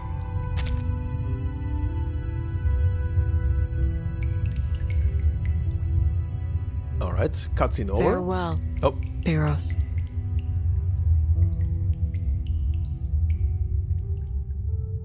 Yeah, once upon a time he was fighting for the right cause, and a couple of whispers here and there, and torture on top of it, and you go down the wrong path. Boy, oh boy. Okay, we have 2 stars in here, let's see this. No more talks of humanitarianism. He'll swear to you it's just a small sacrifice for a greater cause. The infected transformation experiment record. Oh, that looks gnarly. Just the veins representing the hands. Oof. Number redacted, date redacted. Recorder, nothing. Number 1 objective. To study the effects of specific environmental stimuli, particularly audio patterns, i.e. the song, on the blood samples of the infected with a focus on their temporary mutation and fusion behavior. Number 2 method summary. Collect 4 samples each from Arcanist subjects, Group B, and human subjects, Group C, forming 1 experimental unit. 3 units per group are used as control and stimulus sets. Acquire high-activity vampire blood samples Group A. Under redacted conditions, expose Group B and C to Group A. 2. Redacted. Introduce the song as the primary stimulus source. Monitor Groups B and C in real time for changes. Okay, so this is the experiment that Pyros was doing, I guess. Number 4. Key observations. Experiment iterations 7 to redacted. Temporary fusion of mutation. Recipient samples, groups B and C. Exhibited the base arcanum traits of the source vampire post-fusion, confirming transformation into the infected. Song effect confirmed that exposure to the song significantly increases transformation probability. Fusion rate averaged redacted percentage without stimulus, rising to redacted percentage under stimulus.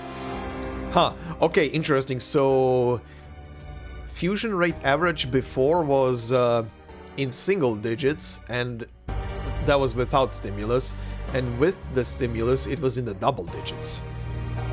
Extreme rejection response. All test subjects died rapidly following successful fusion and manifestation of ability. Note: research will and must continue. If this succeeds, we may be able to turn ordinary humans into Arcanists. That's what this experiment was about. Okay, yeah, we already had that, yeah. Okay. Bad luck. Before a mission, I like to line up every god I know and pray to them all. Well, it's like participating in every single lottery in the world. One will succeed, right? Bloodstain 0073-MV. Okay, mission number, yeah, that's the same number. Date redacted. Got the file on the new colleague today, Semmelweis. According to her record, she is a sharp, calm, and reliable investigator. With her joining us, this odd case should go a lot smoother. Still, before she arrives, Squad 77 has to do its part. At least handle the groundwork properly. Can't have her looking down on us. I think I've got a lead. Been stationed here for a while, and I keep hearing rumors about that so-called mystic train. You'd be hard-pressed to find another line with so many vampire stories attached to it, unless you're in one of redacted horror novels? Whose? Okay. The conductress never replies to our messages, not to inquiries, columns, or even official investigation requests. Highly suspicious. On my list, that puts it right at the top. Extremely ridiculously suspicious. Suspect there's a syntax error here. Recommend revision before submission. Okay, so they were suspecting the train purely because the conductor was not fully cooperative with the investigation. Funny, it turned out to be true in some sense. I struck out your irrelevant rambling. Why do you always fill task logs with random digressions and pointless jokes? Okay, fine, thanks. But you know this is just a draft. I'll rewrite the official report later.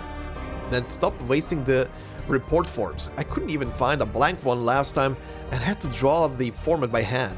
I'll stake out the station tomorrow and see what I can learn about this Dunab Dawn.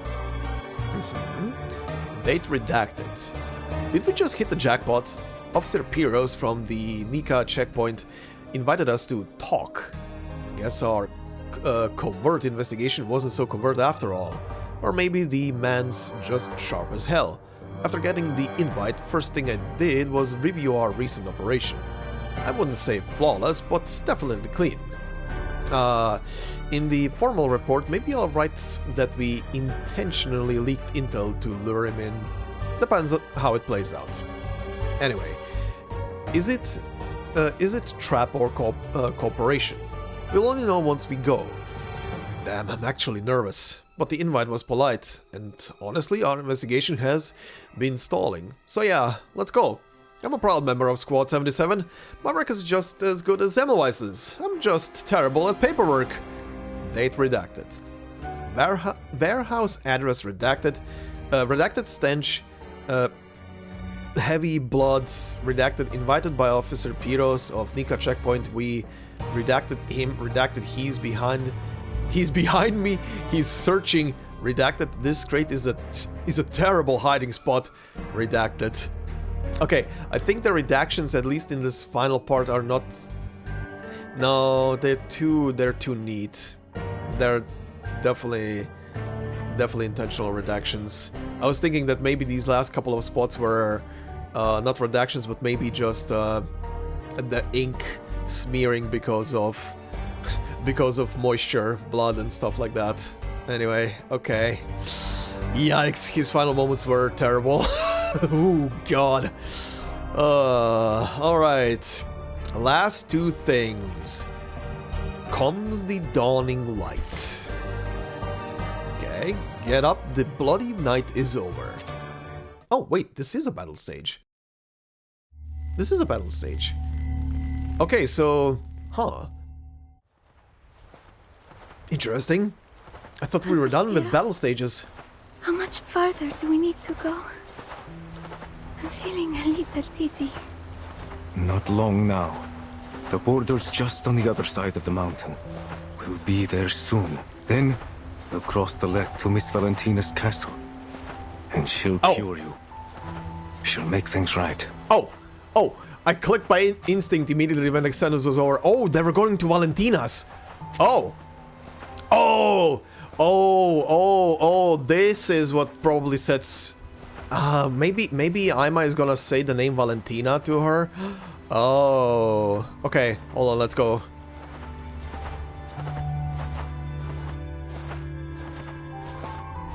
But how do you know she'll help? I just know, Aima. A vampire always stands by her people. It's in our blood. In our blood. Ironic. That sentence is now very ironic. You'll do well to remember that, Aima. There is no bond stronger than blood. Sorry, buddy. Blood is a strong connection between people, but not always. There are way more factors into that. Aima gently sets the wooden matryoshka down. Its painted smile is unchanged, as if it still remembers the winds along the Dunab, the swaying of the train, the murmurs and laughters of her journey. Now its journey has come to an end. It should return to where it belongs, a world without walls, without exile. Perhaps there it will find its answer. Goodbye.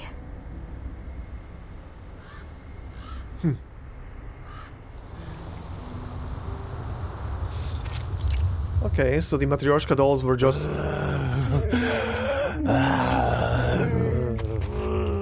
Excuse me, infected soldier, I am talking. Oh, they're not gonna shut up, aren't they? Alright. Their leader gone, the monsters prowl restlessly, their roars ripping through the silent, snowbound night. As I was trying to say, okay, so the Matryoshkas were just normal Matryoshka dolls, I guess. Okay. I was kind of suspecting that maybe he was smuggling maybe blood for her through those. That would have been kind of interesting, but okay, no. Just symbolic. Inside the warehouse, the survivors gather to plan their next move. Signal's back. I've contacted the Foundation. They're sending reinforcements immediately, but by the looks of it, the infected will get to us before the backup arrives. It seems Pyrrhus' death hasn't had any effect on them. They're still coming. It's gonna be very funny if the squad that arrives is gonna be Razor Squad. Gonna laugh my ass off if Mr. Chin for Days is gonna pop in. Oh, Zemmelweis, I'm here to save the day! Ha ha ha ha! Perhaps, if anything, they seem more dangerous. Zemmelweis holds a glance on the shuttering doors of the warehouse, letting out an audible sigh. After this, mark my words. This is the last time I take on a mission with vampires.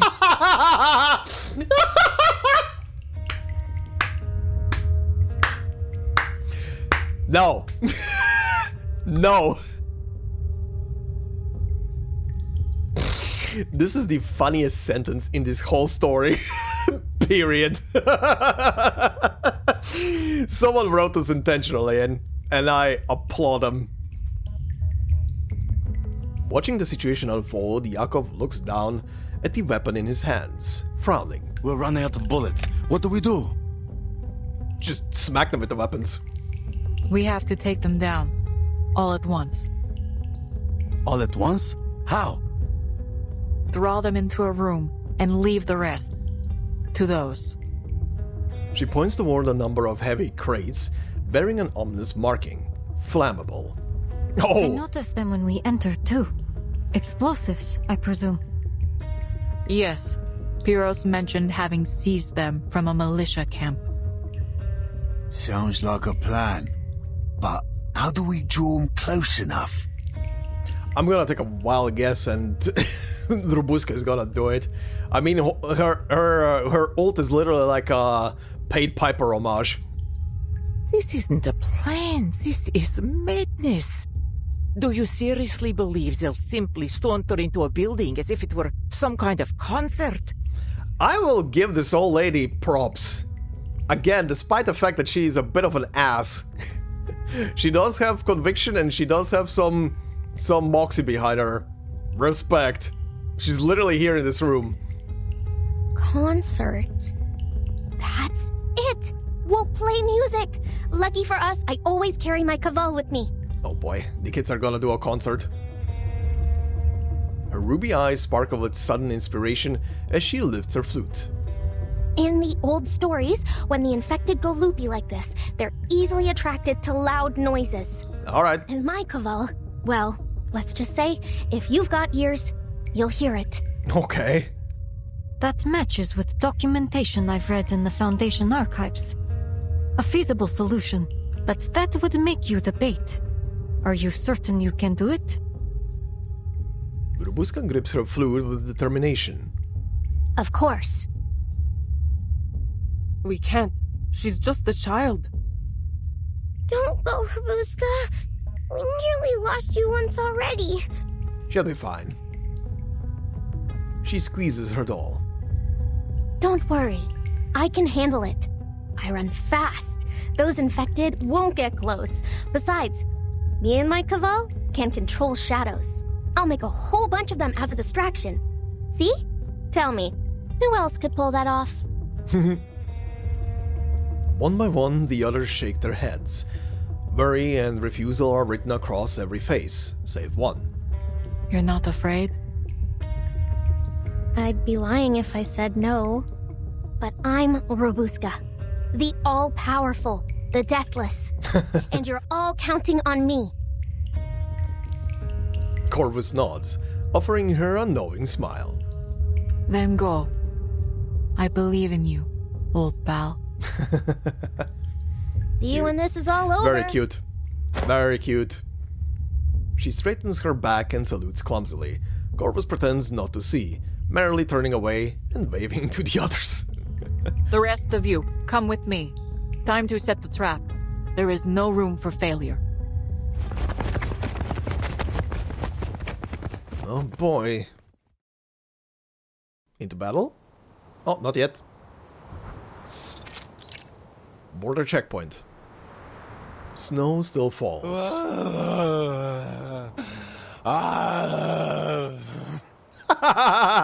Sounds more like a drunk person, but okay. Infected trudge through the whipping snow, moving step by heavy step. Alright, deathless vampire, let's go. The girl stands alone, her only companion the wooden flute in her hands. Faces rise from the darkness, pale skin clinging to bone, veins etched across them like dry riverbeds. And in them, she sees another face. Ah! You're back! Hi, Mom! Not Mom. Forget that face. That's not your mother. She steps back once, then forward twice. Mama, forgive me. But I'm not running anymore. Hell yeah. The great Rubuska takes a deep breath. Lips meet the waiting flute. It starts with a few clumsy notes, followed by a jumble of uneven chords. But the chords soon weave together. And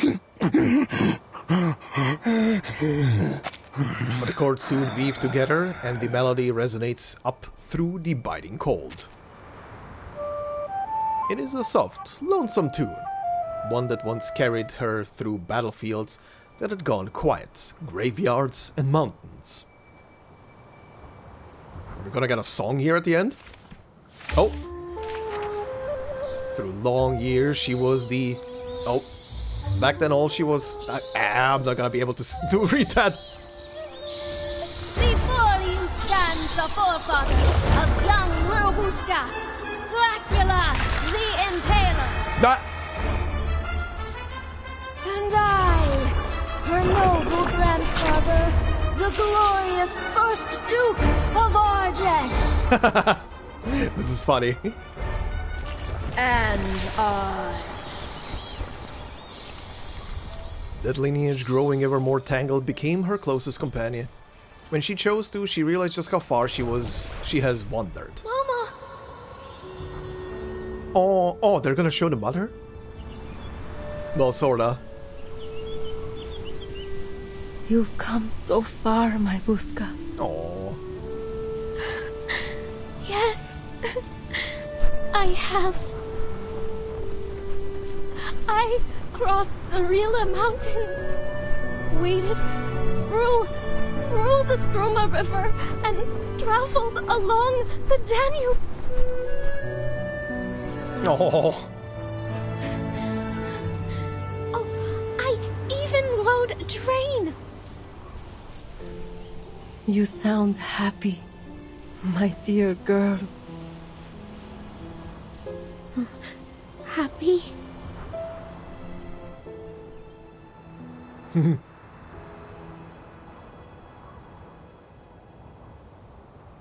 Those sights you've seen, your new friends, the train, I can feel your joy.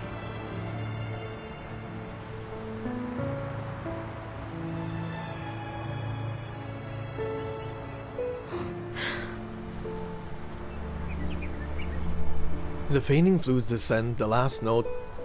She tilts her face upward as it's catching the air. Yes. Ah, god damn it, that is too fast!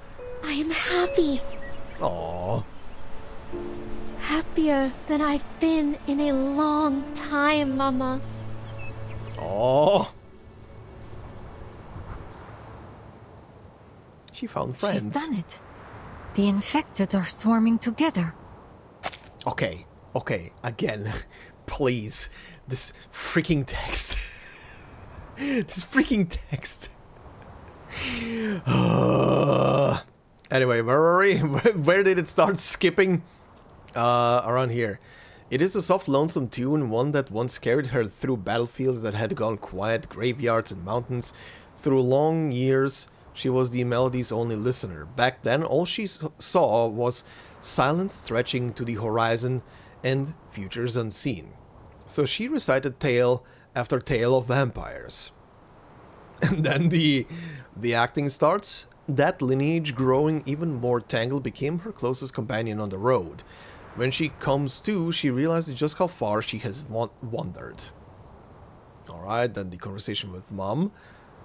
In the fading flute's descent, the last note melts into the sunlight. She tilts her face upward as if catching the April wind once more. Alright. Good God. I really, come on. some of the auto-scrolling text is just way too fast. Way too fast. I'm barely scanning the sentence with my eyes. How fast it goes away. Explosives are in place. On my mark. Corvus waves towards Rubuska. She instantly understands, slipping out from the shadows until she is free of the infected's encirclement. All is ready. The conductress narrows her gaze and gives the final order. 3, 2, 1.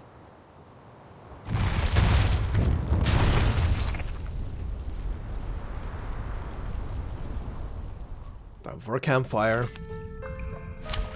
Alright, one more battle, huh? Maniacal civilian. A frenzied civilian desperate to earn the right to board. Perhaps some are born insane, but he was clearly not one of them. Fire amidst tears, scream amidst fear, trigger amidst despair. And these guys again.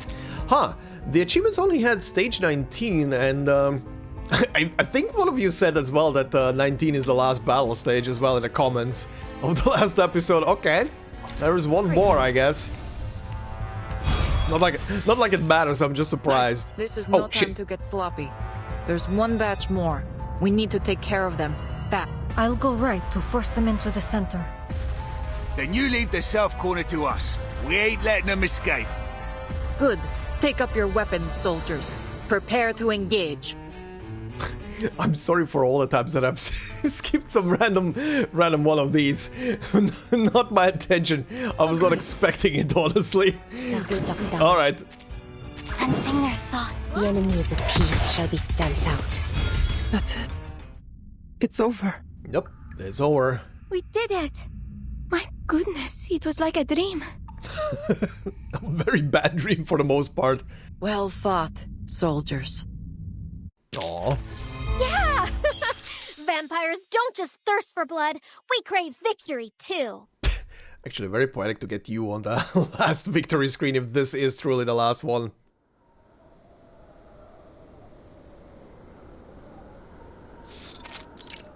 Alright, back at the border checkpoint. Please form a line and await registration.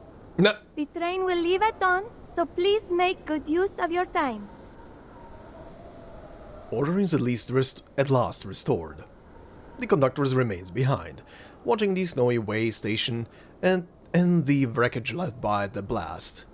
Blood, organs, and fragments carpet the snow, like scarlet flowers blooming in an instant.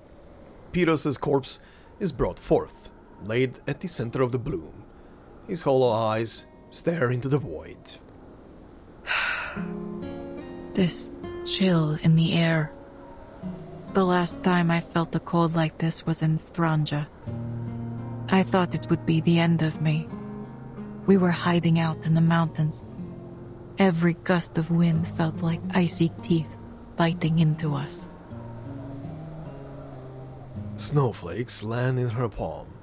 Soon they will melt away like breath into the cold air. Ima will continue to work on the Danube Dawn. Who would ever suspect a gentle girl like her of being a vampire? She'll be able to live a quiet life. Hopefully. She'll need blood from time to time, and I will provide it. She mutters to herself, then frowns, glancing to the side. I see you over there. Come out. Semmelweis? Ah. Eyes as sharp as ever, I see. Nothing escapes you. Do I know you? Do you know me? We were partners. Oh? That is, until you were lost to us in that accident. Oh? Until you were lost to us in that accident? Huh? I think you have me confused, madam.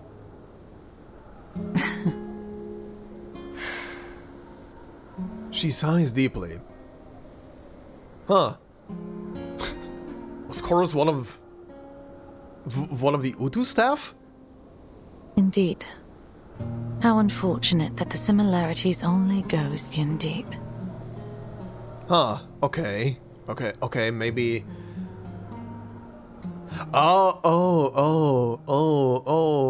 Actually, now thinking about it, I think I know what she means. I think I know what she means. She might be referring to the storm. She might be referring to another version of Corvus. Okay. Still, who's to say it wasn't a cruel twist of fate that I boarded your train? Because, in a way, we both lost someone today.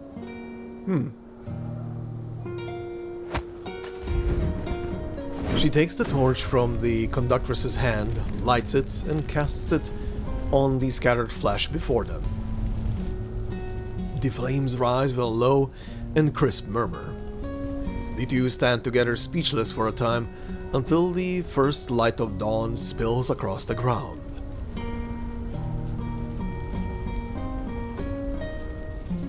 Okay, that was an interesting exchange. Dawn at last. It's been a long night. Okay. Time to go. She turns toward the train, still halted, waiting like a slumbering iron giant. The Danube dawn is ready to set off once again.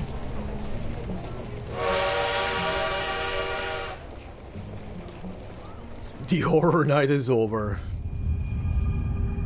At least the vampire version, the war continues. Alright. Oh, there is one more thing before we see the last stage. Let's see. Third-rate novel. Not everyone's life makes a good story. Most of us live inside third-rate novels. Alright then. Interesting. An ordinary yet unordinary story. Today's tale doesn't start with once upon a time. It begins in a quiet, ordinary village. In that village lived an equally ordinary little girl whose father was a vampire. But unlike him, she didn't live apart from humans. She felt a natural fondness toward both humans and Arcanists. Perhaps because she was a hybrid, an impure half-vampire. In any case, for a long while the girl lived peacefully with her parents. Until a shell fell. Yes, war. Again. Okay, so this is about Ima. War brings death, and death spreads. Her family didn't escape it. One by one they died. Only she and her uncle survived, wandering endlessly. But shells don't discriminate. Human, Arcanist, vampire, or half-breed. None are spared. The girl was wounded. How badly? No one knows. Severe enough that she nearly died. Her uncle wanted to save her, his only remaining family. Even if it meant making a deal with the devil, he would. He carried her to an old castle. Its mistress, as all stories go, was powerful and mysterious. She held the dying hybrid girl. The price, if it could even be called that, was an overactive regenerative power that let her recover from any wound with ease. Since then, the girl's body has always been wrapped in bandages. Okay, so they did make it to Valentina. And she did save her life, albeit with a caviar. Okay, interesting. I'm wondering if she's gonna tell Semmelweis about Valentina, if that's gonna be the next step now. Well, a land under the sun. Thank you for traveling with us, and we wish you a safe journey ahead. Alright, let's see this.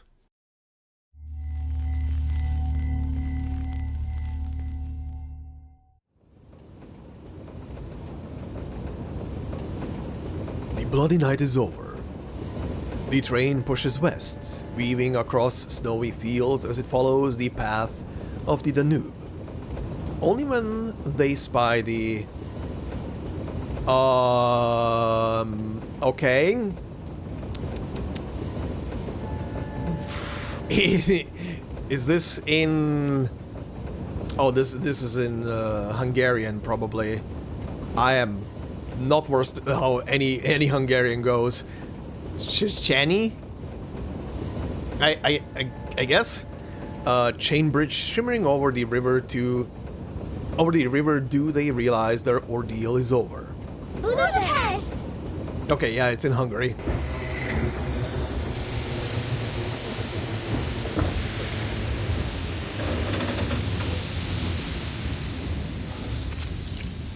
Train station Budapest.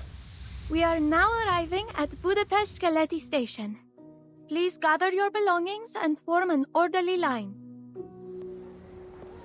The stewardess maintains order on the platform, pale cheeks touched with the golden morning light. Thank you for an unforgettable journey. You can say that again. Also, understatement of the century. I don't believe I've ever gathered so much useful material on a single trip. I'm almost tempted to write a novel. You probably will. If ever you take to writing, or simply have some thoughts to share, do write in. Our pay is quite generous. Oh, you know, I was thinking it for a bit, but I wasn't sure if they're just gonna do it. Are you Pandora Wilson, or is she just giving a card? I mean, the red lips and the red lipstick are kind of like the giveaway, right? Is she Pandora? She passes a card to the stewardess. Here. Our contact details. I hope to hear from you soon. It would explain why she has all the like cobweb imagery and everything. That is kind of like their giveaway as well, right? Oh wow! And did they actually, for the first time ever, show how Pandora looks? Holy shit! Atu Magazine Editor-in-Chief, Pandora Wilson. Atu? What an unusual name. You can say that again. When she lifts her head again, the crowd surges by, and Verity is nowhere to be seen. Ima stares down blankly until a loud cheer pulls her back. Goodbye, Madam Sonia. Goodbye, Mr. Yakov. And you, Mr. Arbuthnot, sir. No, don't say goodbye. Aww. You promise? You'll write to us? Children cling to Rubuska, unwilling to part. Cross my heart. And I'll send gifts. Christmas, birthdays, the whole lot. Really? Can I have a ruby eyeball for Thanksgiving? And vampire fangs for Halloween? Oh, me too, me too! Such naughty children. Who told you it was appropriate to demand gifts from others like that? Let them, they're kids. The governor's stern scolding is drowned out by their joyous shouts. I do apologize. I don't know where their manners have gone. No need to worry, ma'am. I'd love to send them some things. It would make me more than happy. You're very kind, Miss Rubuska. I'll be sure they prepare something for you in return. Aww. She made so many friends.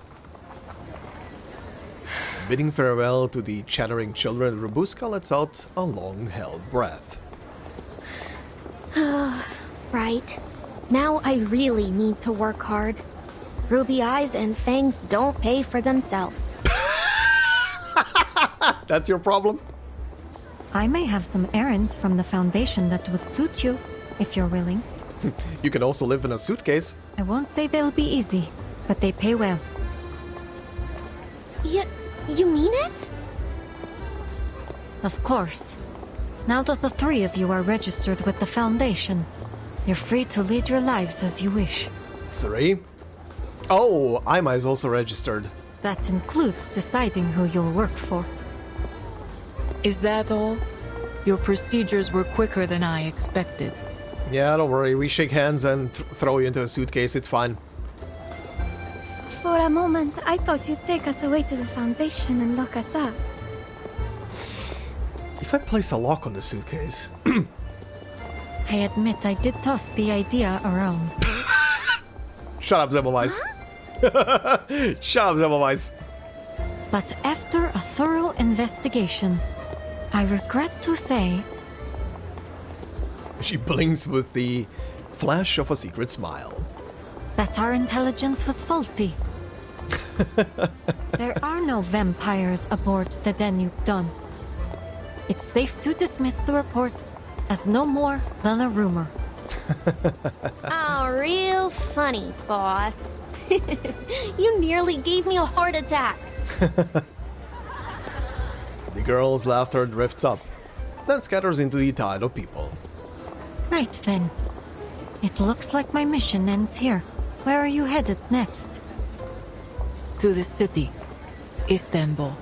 Okay. Really? Heading back so soon? Corvus pauses, amusement softening her battle-scarred face. But our next stop is Vienna. Uh-oh. We have some passengers who need to get off there. Uh-huh. Any plans to head east again from Budapest? As long as these wars rage on, there will be people who need our help. I wish you all the best, Conductress, with your secret operation, and with the dream you're chasing. Thank you. I intend to see it happen, and we're making progress. Especially now that I can count on not just one, but 2 vampires to assist me. Aw, that's sweet. She points toward the 2 vampires at her side. Indeed. I can only conclude that things will improve from here. Give me that again? Hold on. Perhaps we'll meet again, if we're lucky. Sure. Hold on, give me that again? Indeed. Okay, I'm not used to hear her laugh. Anyway. She smiles, waves to the crowd, and turns away. Phew. I honestly thought she meant it when she said she'd lock us up. She did. Vampires aren't meant to be locked up in a cell. I'm curious, Ruby. If you were given another chance to become a vampire, would you take it? Ruby's eyes dance around and find the rest when they meet Ima's face. Given a chance? I don't need a chance. I am a vampire. Of course. Haven't you heard of me? The nightmare haunting the Danube dawn. The terrifying monster, Rubuska the vampire. Still not a scary face. She prowls the train, looking for anyone who might cause trouble. And if they do, she'll see them punished. Investigators, Arcanists, the Conductress herself. She can take them all single-handedly. Chorus appears behind her, smacks her. And her shadow friends will gobble up anyone who dares stand in her way.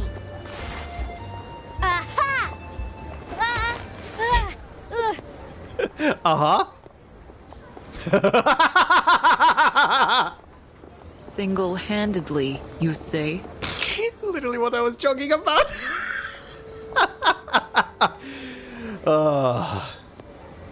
Let's see how our monster manages her chores first. The 5th carriage windows need wiping. Chores? How could you do this to me? Funny. I recall someone saying they'd do anything to stay on the train. Well, yeah, but we can't have a noble vampire scrubbing windows. We just can't. Sure. A beam of sunlight pierces the morning fog, warning everyone at the station.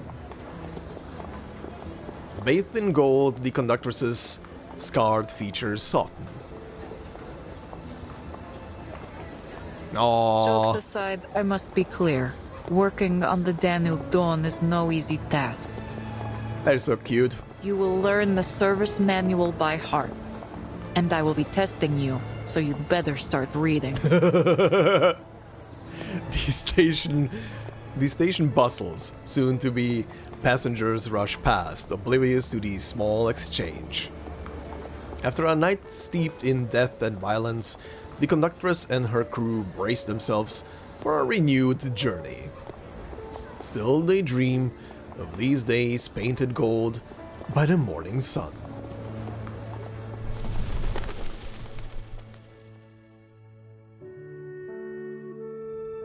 Oh? Back at the Foundation? Guest Room Foundation. On November 30th, 1912, I boarded the Danube Dawn and encountered a young Arcanist named Rubuska, and the conductress of the train, Corvus, among others. Oh, this is gonna be the scene. I'm gonna bet this is gonna be the scene where she's gonna recount, I got a trail on a vampire called Valentina. At the Nika checkpoint, we stopped Pyros, a vampire and army officer affiliated with Menes Vindictae.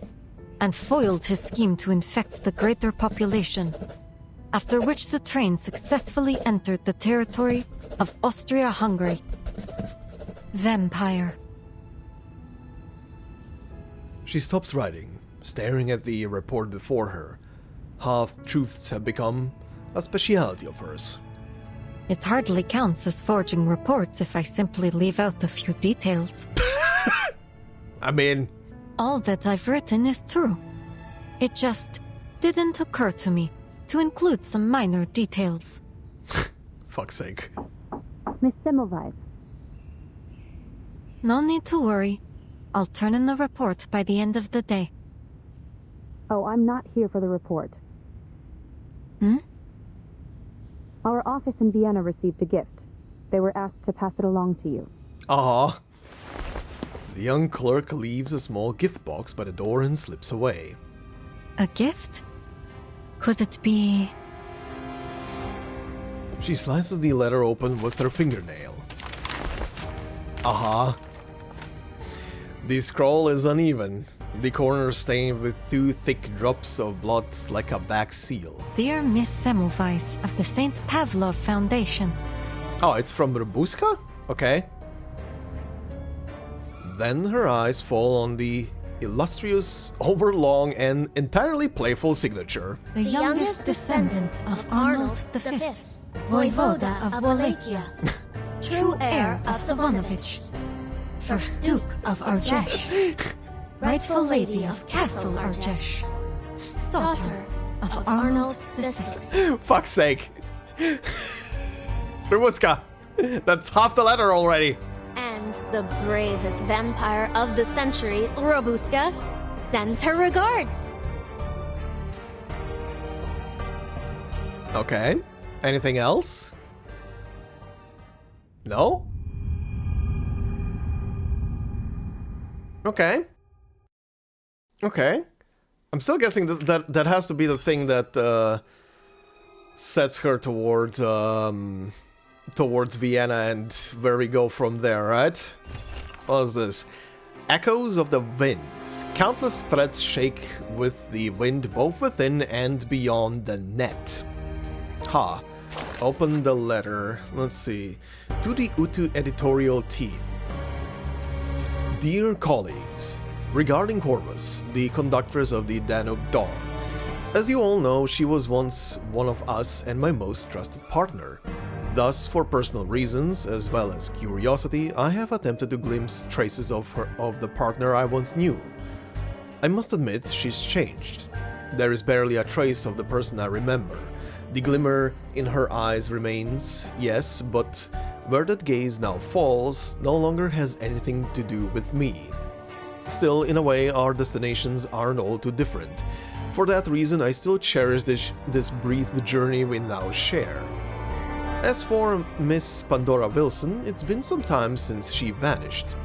Oh, okay, so this chick was not Pandora Wilson. Okay. I'm just presuming... Yeah, Verity, okay. So yeah, this is from Verity. Okay, okay. So the card she was giving out was just like an invitation, or basically just, hey, I'm from this this magazine. Please refer us. Please come to us. Yada yada. Blah blah blah blah. Right? Okay. So, interesting. So Verity was working once with Corvus, but I'm guessing they're referring... I'm gonna see what the rest of the letter says in a second, but I'm just guessing right now that it's probably because of the storm that she's different. Let's see. Still, in a way, our destinations aren't all too different. For that reason, I still cherish this brief journey we now share. As for Miss Pandora Wilson, it's been some time since she vanished. Since then, I found it difficult to sense her through the wind. It's as if some unseen force quietly erased every trace of her. Yet lately, I faintly detected something, an echo, which mimics the wind. I have tried many times to re-establish contact, but I've received no response. Even so, I still believe she is out there somewhere. Oh, she's out there somewhere, alright. That is definitely true. Also, Okay, she's sensing something on the wind. I'm presuming she's sensing the whatever the voice is that our dear antagonist saw, that Pyros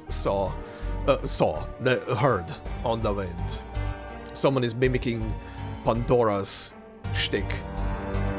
Despite this, Utu continues to publish articles in her name and tone. I understand why. Losing her would mean losing the very spirit of Utu, something none of us could bear.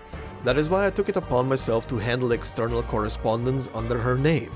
Yet the unease lingers. We are all trying to imitate her style, her rhythm, the way she thought, the words she might have written, but none of us truly understand the meaning behind them.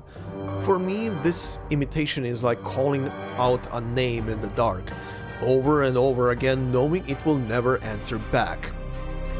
Okay, so... Okay, every article so far, if I'm understanding this correctly, every article so far by Pandora Wilson and the Utu magazine has been only done by the staff of Utu, and not by Pandora? So Pandora is missing, huh? I don't remember, was that brought up before? That Pandora is missing? Okay, so wait. So the Pandora Wilson... The Pandora Wilson in letter form that appeared in a couple of places, including that one story that I did as part of the Let's Play. Was it actually then Pandora, or was it maybe Verity or someone else from the Utu staff in that case? Or was that actually supposed to be Pandora? Because the way I'm understanding this, Pandora is gone, and they're all just doing their thing like Pandora is still there. Until she, I guess, comes back? Okay, so someone correct me on this, if I'm wrong about understanding this. Anyway, as for the strange happenings aboard the Danube Dawn, and the many details pertaining to vampires, I will explain everything in full once I have alighted. Verity, Utu editor, written aboard the Danube Dawn. Okay. That was a couple of very interesting things there at the end. So Pandora is missing. Again, I don't remember if that was said before. Maybe I'm forgetting it. Maybe. Because so far... Maybe I'm forgetting it. So far, all I can remember about Pandora is that she's always there. I mean, she's even conducting the interviews with the people in all of their character stories, right? When you go through their file. Unless this revelation is right now saying that all of those are done by the Utu staff, maybe Rarity herself. Interesting. Alright, interesting. But yeah, this story is definitely then the thing that sets Semmelweis as well off to Vienna, which will then lead to her being infected, and all of that, and meeting Valentina. Okay, so yeah, I mean, obviously this was the prequel story to that.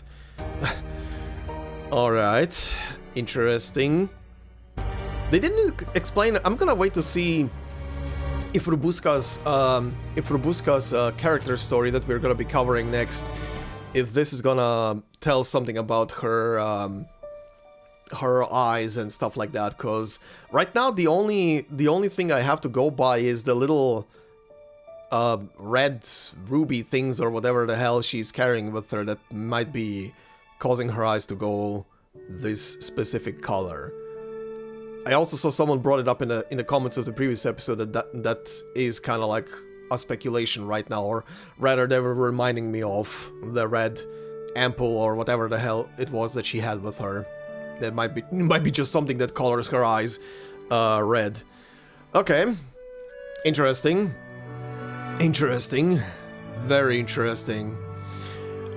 And yeah, Corvus being connected to Verity, who is an Utu editor, is also interesting. So I'm guessing from that exchange that, again, that Corvus was a person who was working at Utu, but probably after a storm passed, one of these storms passed. Now this version of Corvus is of Iglica is just a completely different person, of course. So nothing can be done there. Another one to the pile, right? Another one to the pile of people who have changed because of the storm passing by. Huh. Okay. But anyway, overall, this was very good. This was a very good spooky story. And of course it was absolutely gut-wrenching because of... I mean, this is based around war times. What else is there to say, right? And then it's gonna be gut-wrenching when you tell war stories. There's always some dank, absolute dank and horrendous shit happening in war times. There's no going around that. Absolutely not. No matter how warfare itself is gonna change, it's always gonna be absolutely horrendous. But yeah, overall story was great. Rubuska is a very sweet girl, and I hope for the best around her. We'll see next time how this personal story goes for her and what this is gonna be covering. If it's gonna be a prequel, if it's gonna be a sequel, whatever is gonna be in this thing.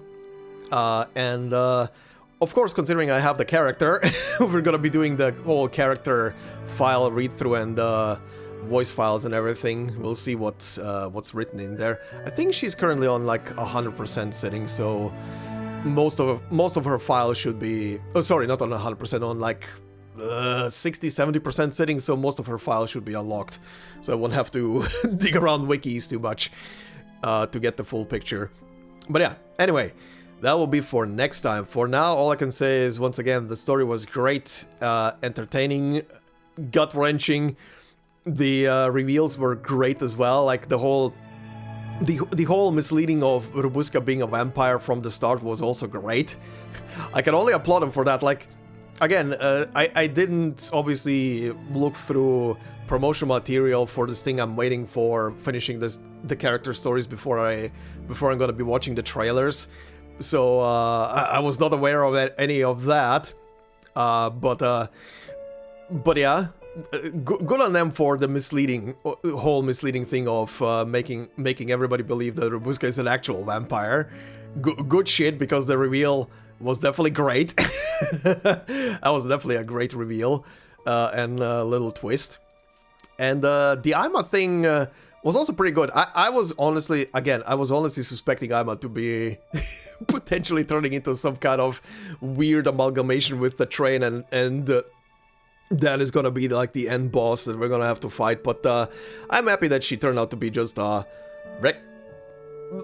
much as regular person, symbolically speaking, regular person, and just a good little sport. And of course the whole story had to be very Yuri coded, right? Her and Corvus. Of course, this is Reavers at the end of the day. But yeah.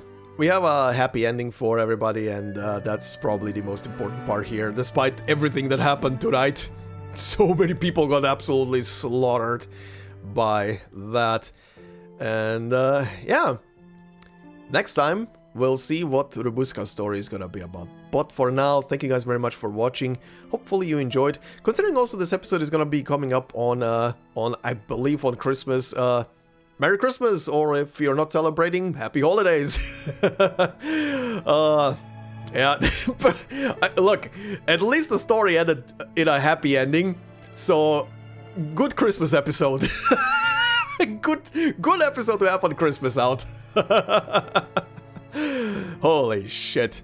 But yeah, anyway, thank you guys very much for watching. Hopefully you enjoyed. If you did so, please consider leaving a like. It would help out a lot. If you're new to the channel, consider subscribing. And if you want to support me more directly, memberships are open. And as I always say, no video will be behind a membership. It's purely there for support. So thank you very much to all the members already doing so. Much appreciated. And I hope you have a fantastic time wherever you are, especially now that there are holidays around us. And I will see you in the next one. Until then, bye-bye.